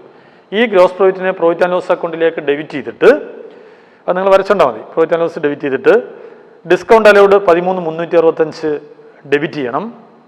ഗ്രോസ് പ്രോഫിറ്റിനെ പ്രോഫിറ്റ് ആൻഡ് ലോസ് ക്രെഡിറ്റ് ചെയ്തിട്ട് ഡിസ്കൗണ്ട് അലൗഡ് ഡെബിറ്റ് ചെയ്യണം, എക്സ്പെൻസ് ഡെബിറ്റ് ചെയ്യണം, സ്റ്റോക്ക് ലോസ് ബൈ ഫയർ നമ്മളൊരു 2,500 കണ്ടുപിടിച്ചല്ലോ, അതും ഡെബിറ്റ് ചെയ്യണം. ഇനി നമുക്ക് ഒരു ജോലിയും കൂടെ അതിനകത്തുണ്ട്, പ്രൊവിഷൻ ഫോർ ഡിസ്കൗണ്ട് ഓൺ ഡെറ്റേഴ്സും കൂടെ കണ്ടുപിടിക്കണം. പ്രൊവിഷൻ ഫോർ ഡിസ്കൗണ്ട് ഓൺ ഡെറ്റേഴ്സും കൂടെ നമുക്ക് ഡെബിറ്റ് ചെയ്യണം. അതിൻ്റെ കാരണം എന്താണെന്ന് വെച്ചാൽ അവർ പറയുന്നുണ്ട് പ്രോംപ്റ്റ് പേയ്മെൻറ്റ് നടത്തിയാൽ 15% ഡിസ്കൗണ്ട് കൊടുക്കാമെന്ന് പറയുന്നുണ്ട്. അതുകൊണ്ട് കിട്ടാനുള്ള തുകയ്ക്ക് നമ്മൾ അത്രയും പ്രൊവൈഡ് ചെയ്യണം. ഏതാ നമുക്ക് കിട്ടാനുള്ള തുകയെന്ന് ചോദിച്ചാൽ ക്ലോസിംഗ് ഡെറ്റേഴ്സാണ്. ക്ലോസിംഗ് ഡേറ്റിലെ ഡെറ്റേഴ്സാണ് കിട്ടാനുള്ളത്. അത് ആ ചോദ്യത്തിൽ കിടപ്പുണ്ട്. ഡെറ്റേഴ്സ് 31/3/2013 11,000. അത്രയും തുകയാണ് നമുക്ക് കടം കൊടുത്തതിനത്തിൽ ഇനി ക്ലോസിംഗ് ഡേറ്റ് കിട്ടാനുള്ളതായി കിടക്കുന്നത്. ആ കിട്ടാനുള്ള തുക പറഞ്ഞ ഡേറ്റിൽ പിന്നീട് തരികയാണെങ്കിൽ, അല്ലെങ്കിൽ പറഞ്ഞ ഡേറ്റിന് മുമ്പ് തരികയാണെങ്കിൽ അവർക്ക് 15% ഡിസ്കൗണ്ട് കൊടുക്കേണ്ടി വരും. അതിനുവേണ്ടി ആ തുക നമുക്ക് പ്രൊവൈഡ് ചെയ്യാനേ നിവൃത്തിയുള്ളൂ. കാരണം ക്ലോസിംഗ് ഡേറ്റ് കിട്ടാനുള്ളതായി കിടക്കുന്ന 11,000 രൂപ അടുത്ത സാമ്പത്തിക വർഷമേ കിട്ടൂ. അടുത്ത ജനുവരിയിലോ ഫെബ്രുവരിയിലോ അല്ല മാർച്ചിൽ തന്നേക്കുന്നത്, ഏപ്രിലോ മെയ്യിലേ കിട്ടുള്ളൂ. March 31, 2013 closing data. അന്ന് കിട്ടാൻ കിടക്കുന്ന 11,000 റുപ്പീസ് ഏപ്രിൽ മെയ്യിലെങ്ങാണോ ആയിരിക്കും നമുക്ക് തിരിച്ച് കിട്ടാൻ പോകുന്നത്. ആ ഏപ്രിലോ മെയ്യിലോ അത് കൃത്യമായിട്ട് തിരിച്ച് കിട്ടുമെന്ന് ഉറപ്പുവരുത്താൻ വേണ്ടി നമുക്ക് ഈ പ്രാവശ്യം തന്നെ, ഈ വർഷത്തിൻ്റെ എൻഡിൽ തന്നെ 15% പ്രൊവിഷൻ വെക്കണം. ആ 15% പ്രൊവിഷൻ വെക്കുന്ന എത്രയെന്ന് കണ്ടെത്തിക്കൊണ്ട് അതിനെയും കൂടെ ഡെബിറ്റ് ചെയ്യണം. അത് കിട്ടും ഒരു തുക. അത് ഞാൻ നിങ്ങൾക്കൊന്ന് പറഞ്ഞുതരാൻ പോവാണ്. 15% നിരക്കിൽ ഒരു ഡിസ്കൗണ്ട് അലൗഡ് ഉണ്ട് അവർക്ക്. ഈ വർഷം ഡിസ്കൗണ്ട് അനുവദിച്ചിരിക്കുന്ന 13,365 ഈ വർഷം ഡിസ്കൗണ്ട് അനുവദിച്ചിരിക്കുന്ന 13,365 രൂപയാണ്.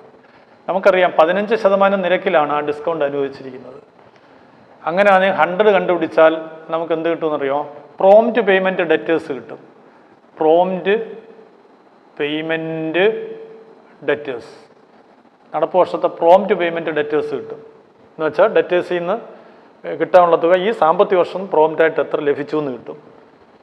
ഇത് അപ്ലൈ ചെയ്താൽ 15% നിരക്കിൽ ഡിസ്കൗണ്ട് അനുവദിച്ച് ഈ ഓൾറെഡി അനുവദിച്ച് കൊടുത്ത് 13,365 എങ്കിൽ 100 എടുത്താൽ നമുക്ക് കിട്ടുന്നത് പ്രോംപ്റ്റ് പേയ്മെൻറ്റ് ഡെറ്റേഴ്സ് നടപ്പ് വർഷത്തെ കിട്ടും. ഇപ്പോൾ 13,365 ബൈ 15 ഇൻറ്റു 100, 13,365 ബൈ 15 ഇൻറ്റു 100, 89,100 ആണ് ഇപ്രാവശ്യം നമുക്ക് പ്രോംപ്റ്റായിട്ട് ഡെറ്റേഴ്സിൻ്റെ നിന്ന് പിരിച്ചെടുക്കാൻ പറ്റിയത്. നമുക്കറിയാം ഓപ്പണിംഗ് ഡേറ്റിൽ ഡെറ്റേഴ്സ് 10,000 കടത്തിന് വിറ്റത് 1,00,000 ഉണ്ട്. അപ്പോൾ 1,10,000 രൂപയുടെ ഡെറ്റേഴ്സാണ് ഈ വർഷം നമ്മൾ യഥാർത്ഥത്തിൽ സൃഷ്ടിച്ചിരിക്കുന്നത്. ഡെറ്റേഴ്സ് ഓപ്പണിംഗ് ഡേറ്റിൽ 10,000 കിട്ടാനുള്ളതായിട്ടും ഇപ്പം ഈ സാമ്പത്തിക വർഷം കടത്തിന് കൊടുത്ത് 1,00,000 കൂടെ ചേർത്ത് 1,10,000 ആണ് നമ്മൾ ഈ സാമ്പത്തിക വർഷത്തെ മൊത്തം ഡെറ്റേഴ്സ് എന്ന് പറയുന്നത്. അപ്പം നമ്മൾ നോക്കണം ഈ പെർസെൻറ്റേജ് ഓഫ് പ്രോംപ്റ്റ് പേയ്മെൻറ്റ് എത്ര. പെർസെൻറ്റേജ് ഓഫ് പ്രോംപ്റ്റ് പേയ്മെൻറ്റ് നടത്തിയേക്കുന്നത് 89,100 ആണ്. അത് പെർസെൻറ്റേജ് കൊണ്ടുവരണം. അപ്പോൾ ഞാൻ പെർസെൻറ്റേജ് കൊണ്ടുവരാൻ പോവാണ്. 89,100 പ്രോംപ്റ്റ് പേയ്മെൻറ്റ് നടത്തിയിരിക്കുന്നത് 1,10,000 രൂപ കിട്ടാനുള്ളതിൽ നിന്നാണ്. കുട്ടികളെ ഓപ്പണിംഗ് ഡേറ്റ് നമുക്ക് കിട്ടാനുള്ളതായി നിൽക്കുന്നത് 10,000. നടപ്പ് വർഷം കടത്തിന് കൊടുത്തിരിക്കുന്ന 1,00,000. അപ്പം നടപ്പ് വർഷത്തിൻ്റെ എൻഡ് വരെ നമുക്ക് കിട്ടാനുള്ളതായി കിടന്നത് 1,10,000 ആണ്. അപ്പോൾ 1,10,000 രൂപ കിട്ടാനുള്ളിടത്താണ് 89,100 നമുക്ക് പ്രോംപ്റ്റായിട്ട് ലഭിക്കുന്നത്. എങ്കിൽ 100 എത്ര? Divided by 1,10,000 into 100, 81%, 81%. 100-ന് 81, 81%. 100 രൂപ കിട്ടാനുണ്ടെങ്കിൽ 81% പ്രോംപ്റ്റ് പേയ്മെൻറ്റ് കിട്ടിയെന്ന് നോക്കാം. നമുക്കിപ്പം കിട്ടാനുള്ളതായി കിടക്കുന്ന ക്ലോസിംഗ് ഡേറ്റിലെ തുക എത്ര നോക്കാം. ക്ലോസിംഗ് ഡേറ്റ് നമുക്ക് കിട്ടാനുള്ളതായി കിടക്കുന്നത് 11,000 ആണ്. അപ്പം ആ prompt payment of closing debtors, prompt payment of closing ഡെറ്റേഴ്സിൽ നമ്മൾ എക്സ്പെക്ട് ചെയ്യുന്ന prompt payment 11,000 into closing debtors 11,000 ആണ്. 11,000 ഇൻറ്റു 89%, 11,000 ഇൻറ്റു 89%, 9,790 രൂപ പ്രോംപ്റ്റ് പേയ്മെൻറ്റ് നടത്തി. 9,790 പ്രോംപ്റ്റ് പേയ്മെൻറ്റ് നടത്തുന്നു. 9,790 രൂപ പ്രോംപ്റ്റ് പേയ്മെൻറ്റ് നടത്തുന്നെങ്കിൽ അവർക്ക് നമ്മൾ 15% അതിൻ്റെ ഡിസ്കൗണ്ട് കൊടുക്കും. അതിൻ്റെ 15% ഡിസ്കൗണ്ട് അല്ല, പ്രൊവിഷൻ അപ്ലൈ ചെയ്യണം. ഞാൻ ഒന്നുകൂടെ പറയാം. 11,000-ൻ്റെ 81%, 89 അല്ല, ഞാൻ അവിടെ 89 എഴുതിയിട്ടിരിക്കുന്നത്, 81% ആണ്. 89 അല്ല, 81%. 11,000 ആണ് ക്ലോസിംഗ് ഡെറ്റേഴ്സ്. അതിൻ്റെ 81% ആണ് 8,910. ഇതാണ് ക്ലോസിംഗ് ഡെറ്റേഴ്സിൽ നമ്മൾ എക്സ്പെക്ട് ചെയ്യുന്ന പ്രോംപ്റ്റ് പേയ്മെൻറ്റ്. ക്ലോസിംഗ് ഡേറ്റ് നമുക്ക് 11,000 കിട്ടാൻ കിടപ്പുണ്ട്. അത് മാർച്ച് 31 കഴിഞ്ഞ് ഏപ്രിലോ മെയ്യിലോ നമുക്ക് അതിൻ്റെ 81% എക്സ്പെക്ട് ചെയ്യുന്നു. അത് 8,910 ആണ്. ഈ 8,910 പ്രോംപ്റ്റ് പേയ്മെൻറ്റ് നടത്തുകയാണെങ്കിൽ അതിൻ്റെ 15% നമ്മൾ അവർക്ക് ഡിസ്കൗണ്ട് കൊടുക്കണമെന്ന് പ്രൊവൈഡ് ചെയ്യാൻ പോവാണ്. അപ്പം 8,910 ഇൻറ്റു 15%, 1,336.50, 1,337 രൂപ. 1,337 രൂപയാണ് പ്രൊവൈഡ് ചെയ്യേണ്ടുന്നത്. Provision for discount on debtors. ഇതും കൂടെ നമ്മൾ പ്രോഫിറ്റ് ആൻഡ് ലോസ് അക്കൗണ്ടിൽ ഡെബിറ്റ് ചെയ്യണം. ഞാൻ ഒന്നുകൂടെ പറഞ്ഞുതരാം. അത് 15% നിരക്കിൽ നടപ്പ് സാമ്പത്തിക വർഷം നമ്മൾ അവർക്ക് ഡിസ്കൗണ്ട് കൊടുത്തത് 13,365. എങ്കിൽ 100 കണ്ടുപിടിച്ചാൽ എത്ര പ്രോംപ്റ്റ് പേയ്മെൻറ്റ് അവർ നടത്തിയെന്ന് മനസ്സിലാവും. അത് 81,100. അത് പെർസെൻറ്റേജ് കൊണ്ടുവരികയാണ്. 89,100 എത്ര പെർസെൻറ്റേജാണ് അവർ നടപ്പ് സാമ്പത്തിക വർഷം പ്രോംപ്റ്റ് പേയ്മെൻറ്റ് നടത്തിയെന്ന് ചോദിച്ചാൽ, ഓപ്പണിംഗ് ഡേറ്റ് നമുക്ക് കിട്ടാനുള്ളതായി കിടക്കുന്ന ഡെറ്റേഴ്സ് 10,000-ഉം ഇപ്പം കടത്തിന് കൊടുത്തത് 1 lakh കൂടെ ചേർത്ത് 1,10,000 ആണ് ഈ സാമ്പത്തിക വർഷം മൊത്തം കിട്ടാനുള്ളതായി കിടന്നത്. അതിൽ 89,100 ആണ് നമുക്ക് പ്രോംപ്റ്റ് പേയ്മെൻറ്റ് അവർ നടത്തിയിരിക്കുന്നത്. അത് എത്ര ശതമാനമാണ് എടുത്തിരിക്കുക? 89,100 ബൈ 1,10,000 ഇൻറ്റു 100, 81%. എന്ന് വെച്ചാൽ 181 രൂപ നമുക്ക് പ്രോംപ്റ്റ് പേയ്മെൻ്റ് ആയിട്ട് ഇപ്പം ലഭിച്ചു. ഇനി ക്ലോസിംഗ് ഡെറ്റേഴ്സ് കിട്ടാനുള്ളതായി കിടക്കുന്നത് 11,000. അതിൻ്റെ 81% നമ്മൾ എക്സ്പെക്ട് ചെയ്യുന്നു. അത് മാർച്ച് 31 കിട്ടാൻ കിടക്കുന്ന 11,000 ഏപ്രിലോ മെയ്യിലോ ആയിരിക്കും നമുക്ക് പിരിഞ്ഞ് കിട്ടുന്നത്. അത് 11,000-ൻ്റെ 81% പിരിഞ്ഞ് കിട്ടാൻ സാധ്യതയുള്ളത് 8,910 രൂപ. എങ്കിൽ ഈ സാധ്യതാ തുകയുടെ 15% എടുക്കുന്നത് 1,337. അത്രയും തുക നമ്മൾ ഈ വർഷം എൻഡിൽ പ്രൊവൈഡ് ചെയ്യും. That is what is called provision for discount on debtors charge against profit so debited to profit and loss account. അപ്പോൾ അതുകൂടെ profit and loss account debit ചെയ്യണം. അപ്പോൾ നിങ്ങൾക്ക് വ്യത്യാസം വരുന്നത് നെറ്റ് പ്രോഫിറ്റ് ആണ്.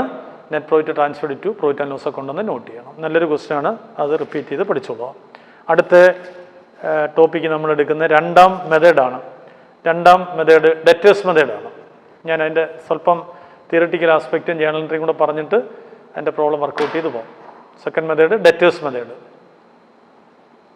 ഡെറ്റേഴ്സ് മെത്തേഡ് പറയാണ്. ഡെറ്റേഴ്സ് മെത്തേഡിൽ ഹെഡ് ഓഫീസ് എങ്ങനെ ബ്രാഞ്ച് അക്കൗണ്ട് മെയിൻറ്റെയിൻ ചെയ്ത് ലാഭനഷ്ടം കണ്ടുപിടിക്കാം എന്നതിനെക്കുറിച്ച് പറയാണ്.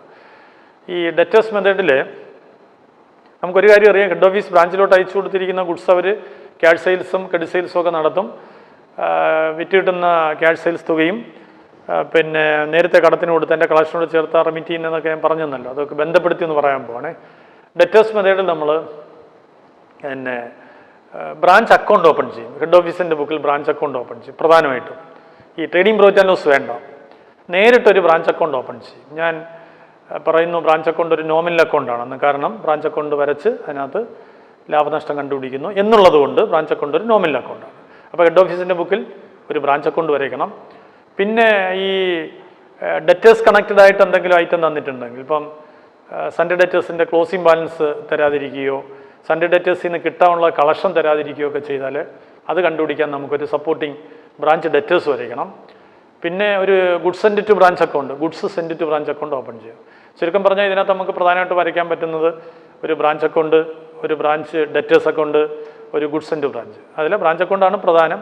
ആ ബ്രാഞ്ച് അക്കൗണ്ടിൽ നിന്നാണ് നമ്മൾ ലാഭനഷ്ടം ഇവിടെ കണ്ടുപിടിക്കാൻ പോകുന്നത്. ഇപ്പം ട്രേഡിംഗ് പ്രോഫിറ്റ് ആൻഡ് ലോസിൽ കണ്ടുപിടിച്ച ലാഭനഷ്ടം, ട്രേഡിംഗ് പ്രോഫിറ്റ് ആൻഡ് ലോസ് അക്കൗണ്ടിലെ പ്രോഫിറ്റ് ആൻഡ് ലോസിൽ വന്ന ആ ലാഭം ബ്രാഞ്ച് അക്കൗണ്ടിൽ കയറി വരും.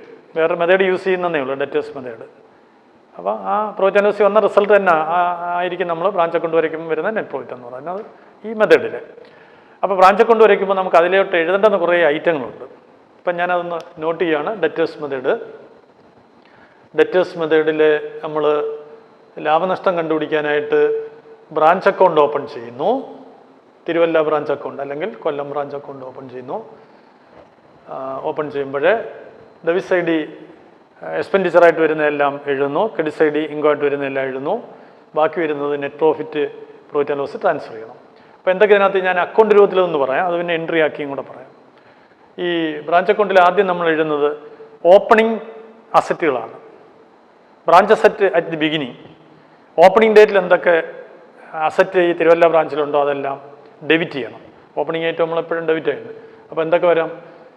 ഓപ്പണിംഗ് ഡേറ്റിൽ ഓപ്പണിംഗ് സ്റ്റോക്ക് വരാം, ട്രേഡിങ്ങിൽ എഴുതിയതുപോലെ ഓപ്പണിംഗ് സ്റ്റോക്ക് വരാം.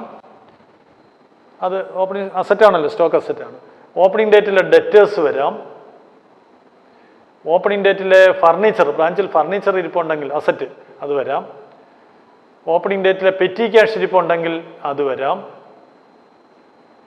പിന്നെ ഓപ്പണിംഗ് ഡേറ്റിലെ പ്രീപെയ്ഡ്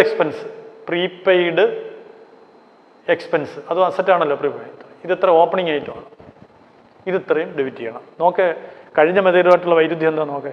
കഴിഞ്ഞ മെത്തേഡ് നമ്മൾ ബ്രാഞ്ച് ട്രേഡിങ് വരച്ചപ്പോഴേ ഓപ്പണിംഗ് സ്റ്റോക്ക് മാത്രമേ അവിടെ എഴുതിയുള്ളൂ, അത് എഴുതാൻ പറ്റുമോ അവിടെ. എന്നാൽ നമ്മുടെ ചോദ്യത്തിലൊക്കെ ഓപ്പണിംഗ് ഡെറ്റേഴ്സും പെറ്റി ക്യാഷും ഒക്കെ ഒരുപക്ഷെ ഉണ്ടായിരുന്നിരുന്നെങ്കിൽ അതൊന്നും നമ്മൾ എഴുതത്തില്ല ഒരിക്കലും. എന്നാൽ ഡെറ്റേഴ്സ് മെത്തേഡ് നമ്മൾ ഡെറ്റേഴ്സ് മെത്തേഡ് എന്ന് തന്നെ പറയുന്നത്. ഡെറ്റേഴ്സ് മെത്തേഡിൽ ബ്രാഞ്ച് അക്കൗണ്ട് ഓപ്പൺ ചെയ്യുമ്പോൾ എല്ലാ അസറ്റുകളും അതിൻ്റെ ഓപ്പണിംഗ് ബാലൻസിൽ തന്നിട്ടുണ്ടെങ്കിൽ ഡെബിറ്റ് ചെയ്യണം. ഇതിനൊരു എൻട്രി ഉണ്ട്, branch account debtor to branch assets. Entry കൂടെ പറഞ്ഞു, branch account debtor to branch assets. സ്പ്ലിറ്റപ്പിൽ പറയുമ്പോൾ branch account debtor to branch stock, to branch debtors, to branch furniture, to branch petty cash, to branch prepaid expense. നിങ്ങൾ എഴുതുമ്പോൾ branch അക്കൗണ്ടിൽ to branch stock എന്ന് എഴുതുന്നില്ല, opening stock opening അങ്ങനെ എഴുതിയാണ്. നിങ്ങളുടെ സൗകര്യം പോലെ എഴുതുക. ഒന്നീ ഓപ്പണിംഗ് സ്റ്റോക്ക് എന്ന് എഴുതാം, അല്ലെങ്കിൽ ബ്രാഞ്ച് സ്റ്റോക്ക് എന്ന് എഴുതാം. ഞാൻ ഓപ്പണിംഗ് എന്നവിടെ ഇട്ടേക്കുന്നത് തിരിച്ചറിയാൻ വേണ്ടിയാണ്. ഇതാണ് ഒന്നാമത്തെ പോയിന്റ്. ഇനി ഗുഡ്സ് അയച്ചു കൊടുത്തു. ഗുഡ്സ് സെൻഡ് ടു ബ്രാഞ്ച് ഉണ്ടോ എന്ന് ഡെബിറ്റ് ചെയ്യും. Goods send to branch. അപ്പോൾ branch debtor to goods send to branch എന്നാണ് അതിൻ്റെ entry. Branch debtor to goods send to branch. ഞാനിപ്പോൾ ഇത് കോസ്റ്റ് പ്രൈസ് ഇട്ടൊന്ന് പറഞ്ഞു വരികയാണ്, എന്നിട്ട് ഇൻവോയ്സ് ആക്കിയും കൂടെ പറയാം. അപ്പം branch account debtor to branch asset ഇത്രയും സ്പ്ലിറ്റപ്പ് ചെയ്ത് എഴുതണം. Branch debtor to goods in to branch. അപ്പോൾ ഈ തിരിച്ചയച്ചാലോ, തിരുവല്ല ബ്രാഞ്ച് കോട്ടയം ബ്രാഞ്ചിലോട്ട് തിരിച്ചയച്ചാൽ by goods send to branch തിരിച്ചെഴുതണം. എത്ര അതിൻ്റെ കോസ്റ്റ് പ്രൈസിൽ തിരിച്ചെഴുതണം. ഇനി ബ്രാഞ്ചുകാർ ക്യാഷ് സെയിൽസ് നടത്തി കടത്തിനും വിറ്റു. ക്യാഷ് സെയിൽസ് നടത്തി കിട്ടിയ തുകയും നേരത്തെ കടത്തിന് വിറ്റപ്പോൾ വിറ്റതിൻ്റെ ഇപ്രാവശ്യം കളക്ട് ചെയ്ത തുകയും കൂടെ ചേർത്ത് ക്രെഡിറ്റ് ചെയ്യണം. അപ്പോൾ അത് ബൈ ക്യാഷ് എന്നും പറഞ്ഞ് എഴുതണം. എന്തൊക്കെ അതിനകത്ത് വരേണ്ടത്? ക്യാഷ് സെയിൽസ് വരണം, ക്രെഡിറ്റ് സെയിൽസ് അല്ല പിന്നെ വരേണ്ടത് കളക്ഷൻ ഫ്രം ഡെറ്റേഴ്സിൻ്റെ ഇന്ന് കളക്ട് ചെയ്ത തുക, ഇത് രണ്ടും കൂടെ കൂട്ടി ക്രെഡിറ്റ് ചെയ്യണം. ഇതാണ് remittance made by branch to head office daily എന്ന് പറഞ്ഞത്. ഇനി ബ്രാഞ്ചിലുള്ള മുഴുവൻ ചെലവുകളും ഹെഡ് ഓഫീസ് നേരിട്ട് മീറ്റ് ചെയ്യുന്നു. അതിന് ഹെഡ് ഓഫീസ് എന്ത് ചെയ്യും? Head office send cash or cheque to the branch for meeting branch expense. അയച്ചു കൊടുക്കും, ക്യാഷ് അയച്ചു കൊടുക്കും. ഉണ്ടോ ടു ക്യാഷ്. അതിനകത്ത് എന്തൊക്കെയാണ് വരുന്നത്? സാലറി കൊടുക്കുന്നതിന് വേണ്ടി ഇപ്പോൾ ബ്രാഞ്ച് സാലറി കൊടുത്തു, റെൻറ്റ് കൊടുത്തു, കമ്മീഷൻ കൊടുത്തു, പെറ്റി എക്സ്പെൻസ് മീറ്റ് ചെയ്തു. അതിനെല്ലാം കൂടെ പൈസ ആരയച്ചു കൊടുത്തു? ഹെഡ് ഓഫീസ് അയച്ചു കൊടുത്തു. അപ്പം ബ്രാഞ്ച് ഡെറ്റർ ടു ക്യാഷ് എന്ന് എഴുതും. ഇതെല്ലാം നമ്മൾ എഴുതുന്നത് in the books of head office എന്ന് എഴുതി വേണം ഇതെല്ലാം എഴുതാൻ. In the books head office branch account. തിരുവല്ലയാണ്, തിരുവല്ല ബ്രാഞ്ച് എന്ന് എഴുതാം. അപ്പം ഓപ്പണിംഗ് സ്റ്റോക്ക് എല്ലാം ഡെബിറ്റ് ചെയ്തു, branch debtor to branch asset. അയച്ചു കൊടുത്തത് branch debtor to goods to branch. Return ചെയ്തത് goods to branch debtor to branch. ഇനി റെമിറ്റൻസ് ഹെഡ് ഓഫീസിലോട്ട് നടത്തിയത് ക്യാഷ് ഡെറ്റർ ടു ബ്രാഞ്ച്. ഇനി ഹെഡ് ഓഫീസ് ബ്രാഞ്ചിലോട്ട് എക്സ്പെൻസ് മീറ്റ് ചെയ്യാൻ റെമിറ്റ് ചെയ്തത് ബ്രാഞ്ച് ഡെറ്റർ ടു ക്യാഷ്. ഇനി ചിലപ്പം പിന്നെ ഈ ഇടയ്ക്ക് ഹെഡ് ഓഫീസ് ഫർണിച്ചറോ മറ്റോ മേടിച്ച് എന്നെ അങ്ങോട്ട് കൊടുക്കും. ഫർണിച്ചറോ മറ്റോ മേടിച്ച് ബ്രാഞ്ചിലോട്ട് പോകും. അല്ലെങ്കിൽ ബ്രാഞ്ചിനോട് പറയും നിങ്ങൾക്ക് പിന്നെ ഫർണിച്ചർ ആവശ്യമുണ്ടെങ്കിൽ ബ്രാഞ്ച് ഇങ്ങോട്ട് ആവശ്യപ്പെടും, ഞങ്ങൾക്കൊരു 25,000 രൂപയുടെ ഫർണിച്ചർ മേടിച്ച് തരണമെന്ന്. അപ്പോൾ ഹെഡ് ഓഫീസ് പറയും നിങ്ങൾ 25,000 രൂപയുടെ ഫർണിച്ചർ മേടിച്ചെന്നും പറഞ്ഞ് 25,000 രൂപ അയച്ചു കൊടുക്കും. അങ്ങനെയാണെങ്കിൽ ഇടയ്ക്ക് അത് കുറച്ച് ക്യാഷ് കൂടെ ഫർണിച്ചർ മേടിക്കാൻ അയച്ചു കൊടുക്കുകയാണെങ്കിൽ ടു ക്യാഷ് എന്ന് എഴുതി ഫർണിച്ചർ എന്നൊന്ന് നോട്ട് ചെയ്തേക്കണം.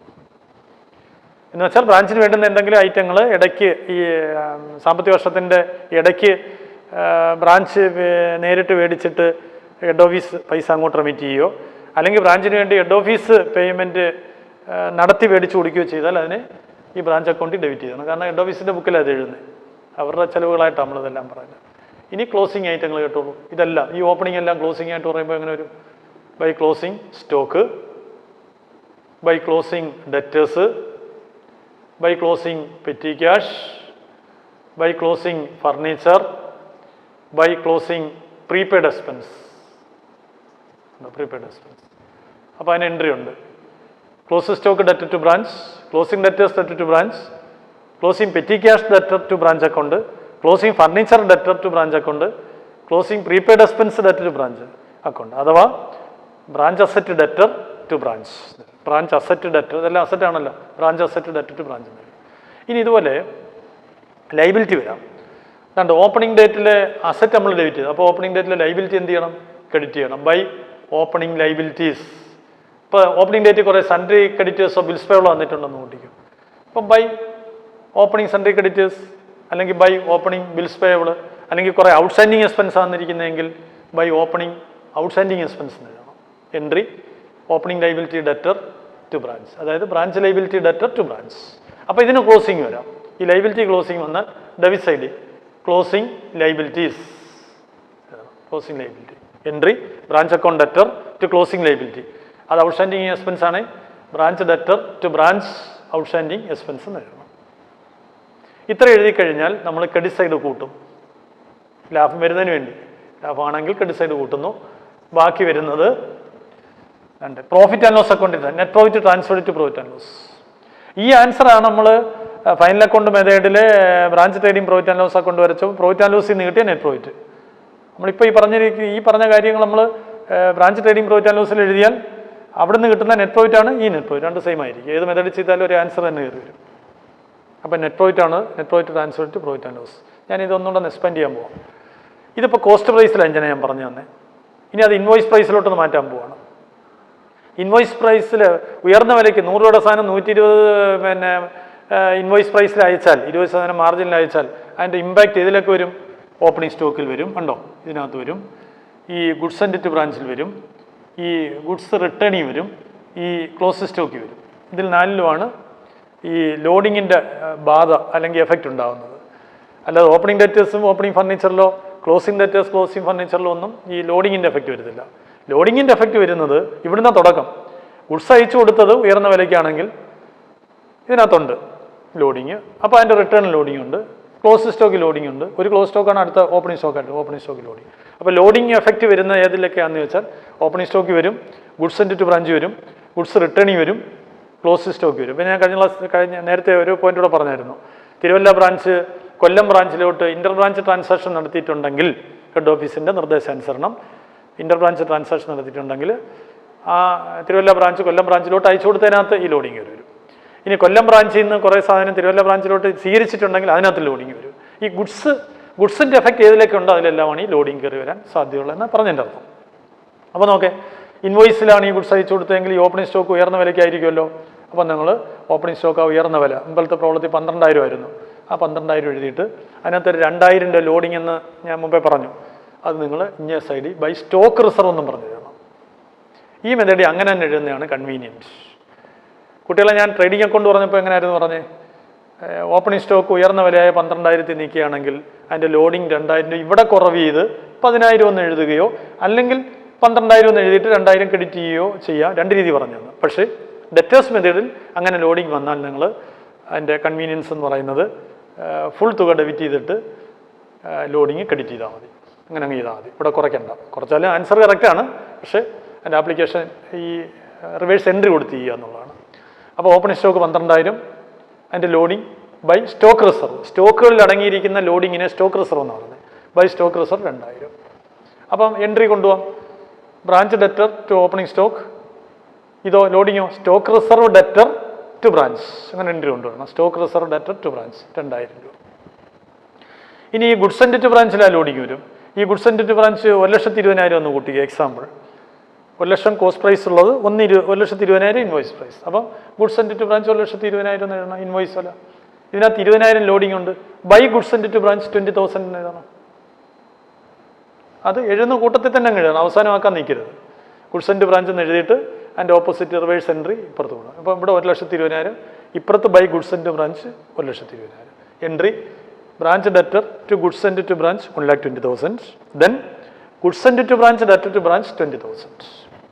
ഇനി ഇതിൻ്റെ എഫക്റ്റ് വരുന്നത് ക്ലോസിംഗ് സ്റ്റോക്കിലാണ്. അതാണ്ട് ക്ലോസിംഗ് സ്റ്റോക്ക് ഒരു 30,000 ആണെന്ന് കൂട്ടിക്കോ, ഇൻവോയ്സ് വില.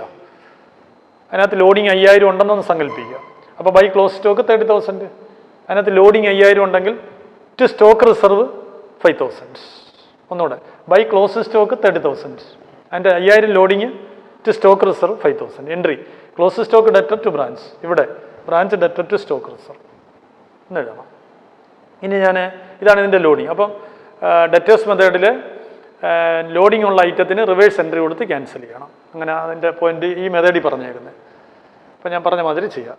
ഇനി അതുപോലെ തന്നെ നമ്മുടെ ബ്രാഞ്ച് തിരുവല്ല ബ്രാഞ്ചാണെന്ന് കൂട്ടിക്കോ. നമ്മുടെ ബ്രാഞ്ച് തിരുവല്ല ബ്രാഞ്ച്. നമ്മുടെ ബ്രാഞ്ച് കൊല്ലം ബ്രാഞ്ചിലോട്ട് കുറേ ഗുഡ്സ്, ഒരു 10,000 റുപ്പീസിൻ്റെ ഗുഡ്സ് അയച്ചു കൊടുത്തു. ഹെഡ് ഓഫീസ് പറഞ്ഞതിൻ്റെ അടിസ്ഥാനത്തിൽ അങ്ങനെ ചെയ്യാൻ പറ്റുമോ? അപ്പം തിരുവല്ല ബ്രാഞ്ച് കൊല്ലം ബ്രാഞ്ചിലോട്ട് അയച്ചെങ്കിൽ ഇവർക്കത് സെയിലാണ്. തിരുവല്ല ബ്രാഞ്ച് കൊല്ലം ബ്രാഞ്ചിലോട്ട് അയച്ചെങ്കിൽ തിരുവല്ല ബ്രാഞ്ചിന് അത് സെയിലിന് സമമാണ്, ക്രെഡിറ്റ് ചെയ്യണം. ഇങ്ങനെ ട്രാൻസ്ഫർ ടു കൊല്ലം ബ്രാഞ്ച് എന്ന് ക്രെഡിറ്റ് ചെയ്യണം. ട്രാൻസ്ഫർ ടു കൊല്ലം ബ്രാഞ്ച് ഇവിടെ എഴുതുക. 10,000 നേരിട്ട് അതിനകത്തൊരു ലോഡിംഗ് ഉണ്ട്.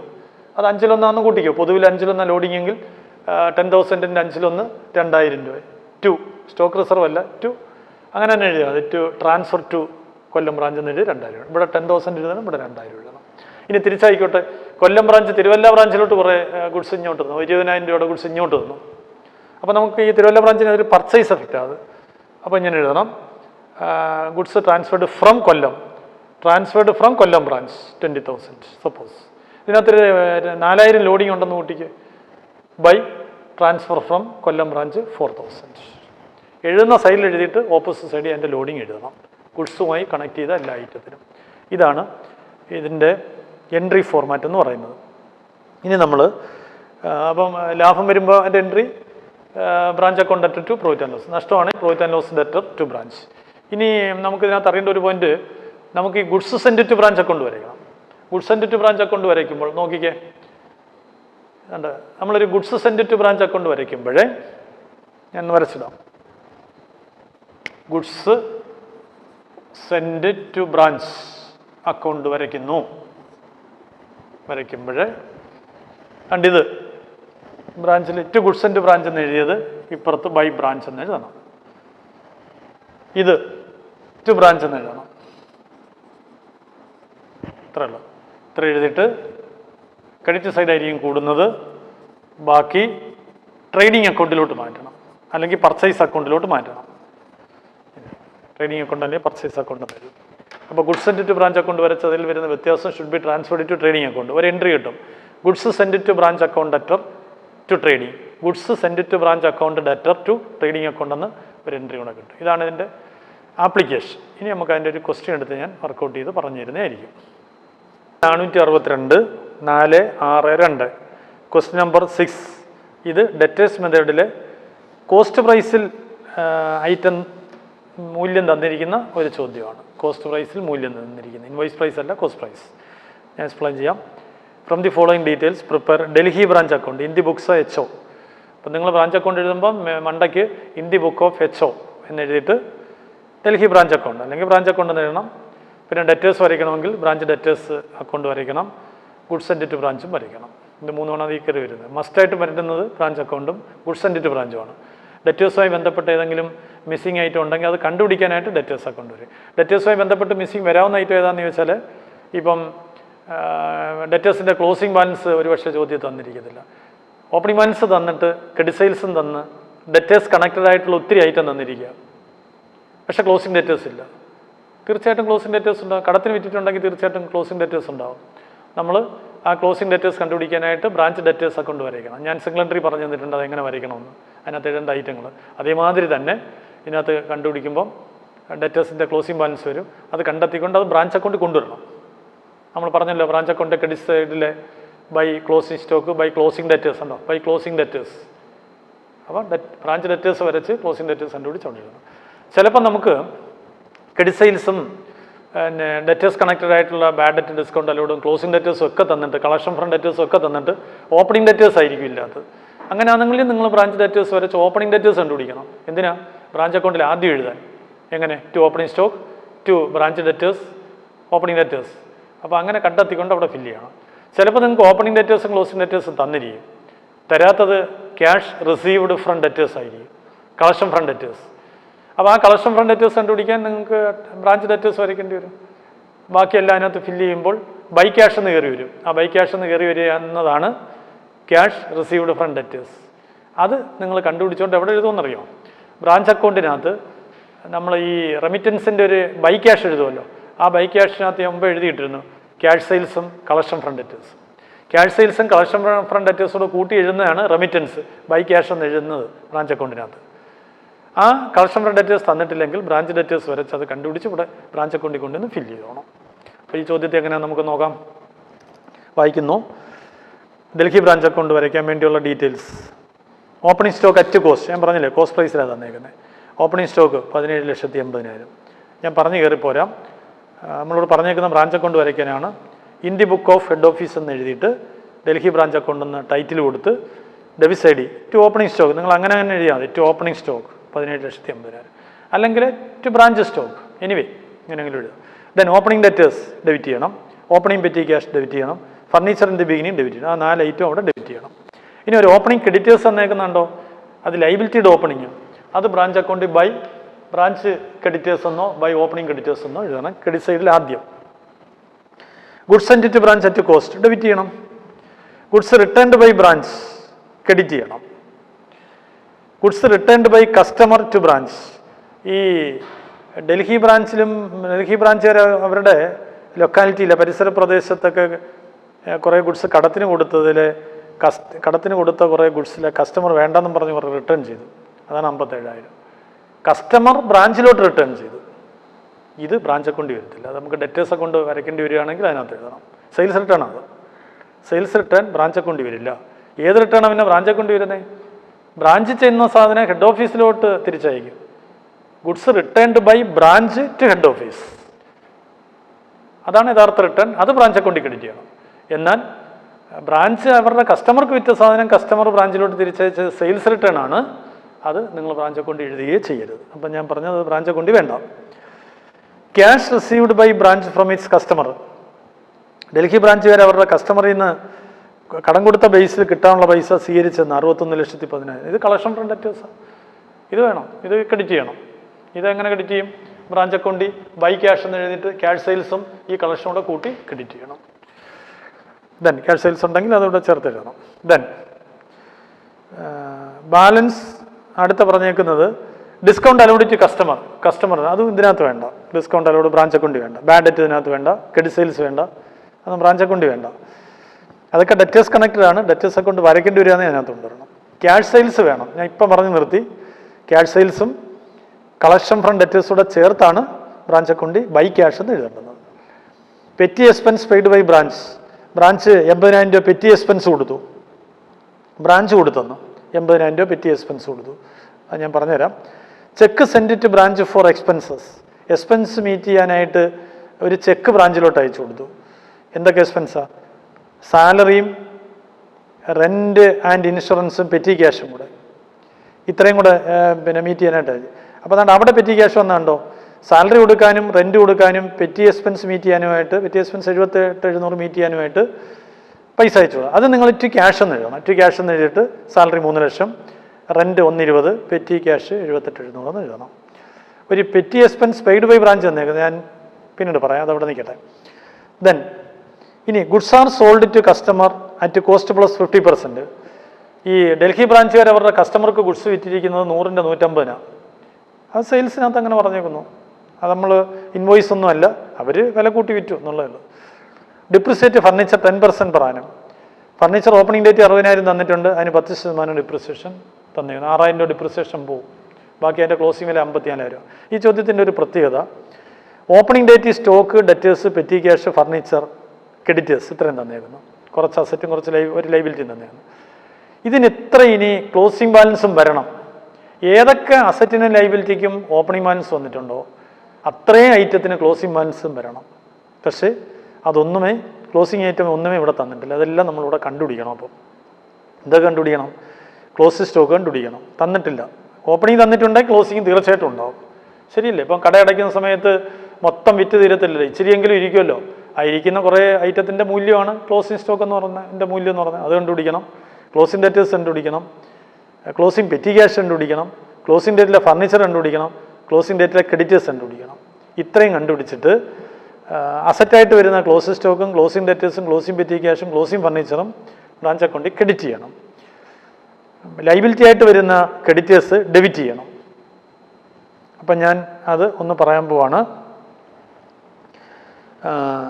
ക്ലോസിംഗ് സ്റ്റോക്ക് നമ്മൾ കണ്ടുപിടിക്കണം. അവിടെ ക്ലോസ് സ്റ്റോക്ക് കണ്ടുപിടിക്കുന്നതിന് ഒരു ബ്രാഞ്ച് സ്റ്റോക്ക് അക്കൗണ്ട് നമുക്ക് ഓപ്പൺ ചെയ്യാം.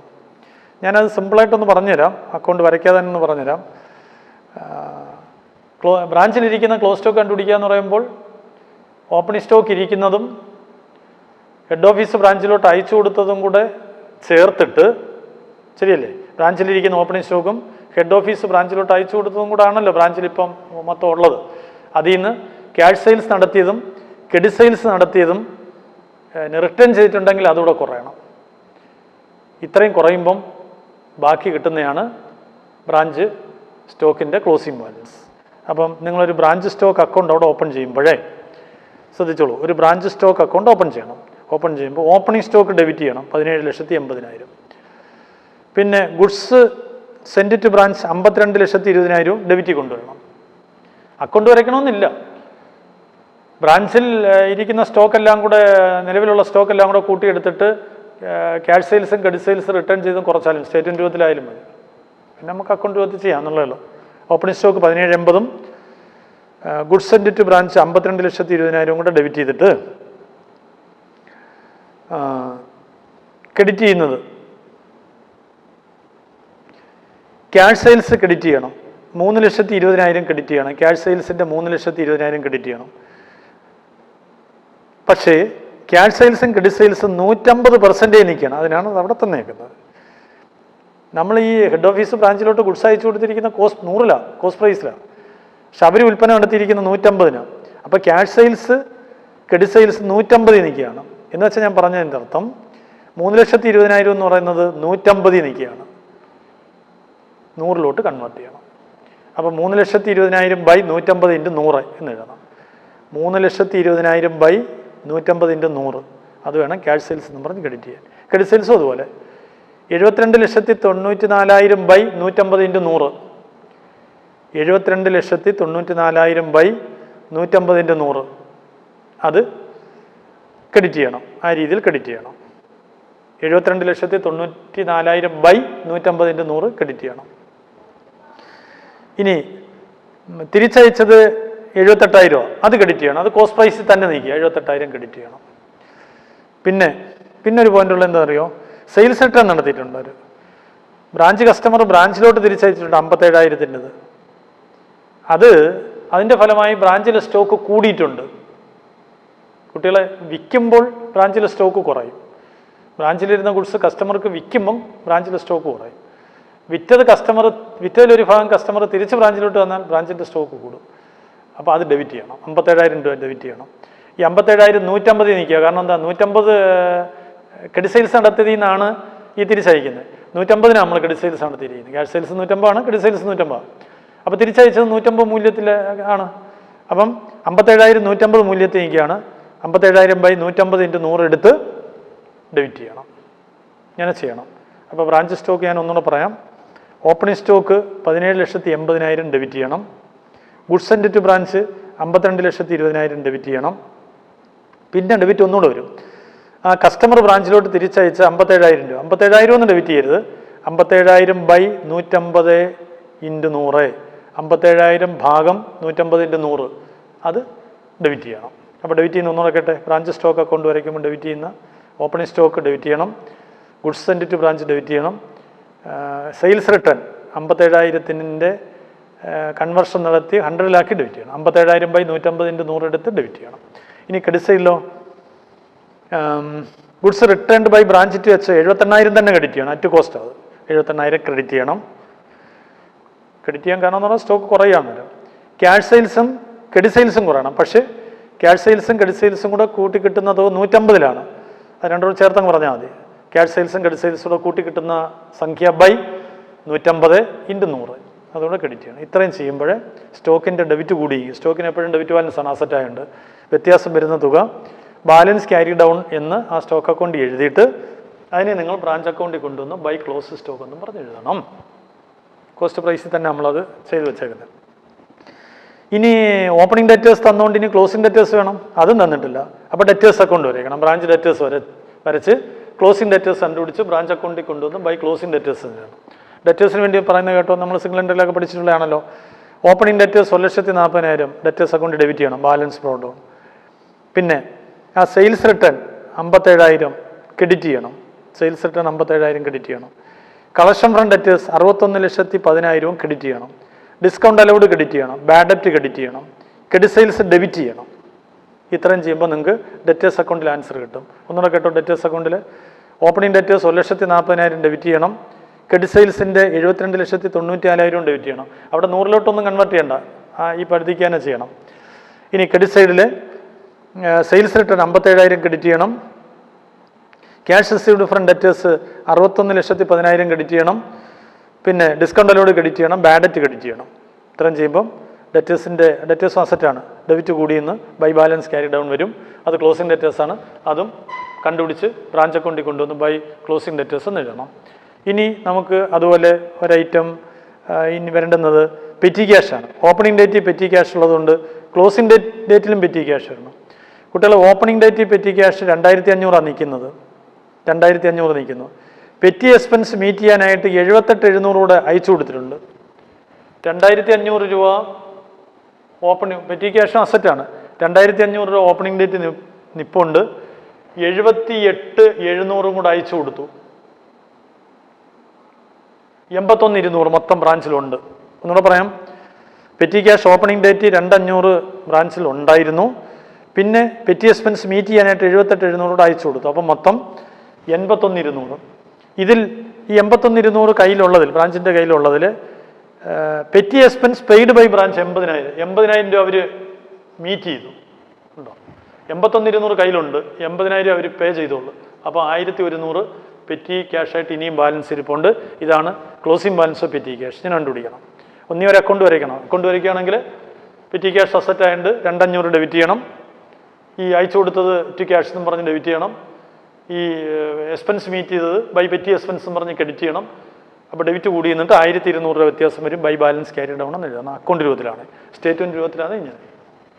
ഇങ്ങനെ ക്ലോസിംഗ് പെറ്റി ക്യാഷ് കണ്ടുപിടിച്ചിട്ട് 1,200 കണ്ടുപിടിച്ചിട്ട് അതും കൂടെ ബ്രാഞ്ച് അക്കൗണ്ടിൽ ക്രെഡിറ്റ് ചെയ്യണം.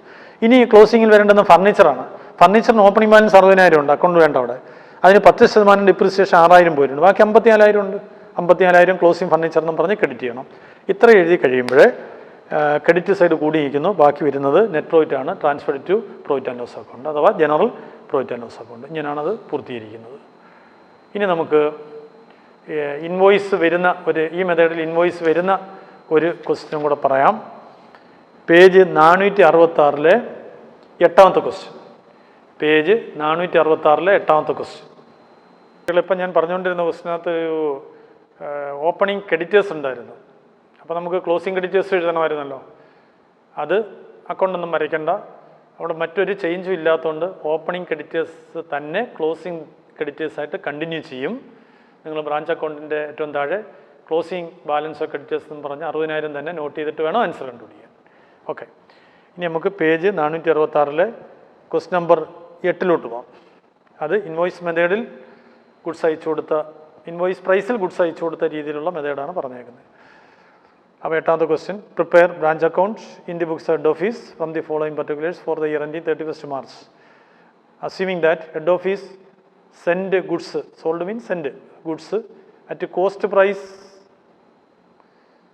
പ്ലസ് 25%. അങ്ങനെ ആക്കണം. അത് കോസ്റ്റ് പ്രൈസ് 25% അല്ല, കോസ്റ്റ് പ്രൈസ് പ്ലസ് 25%.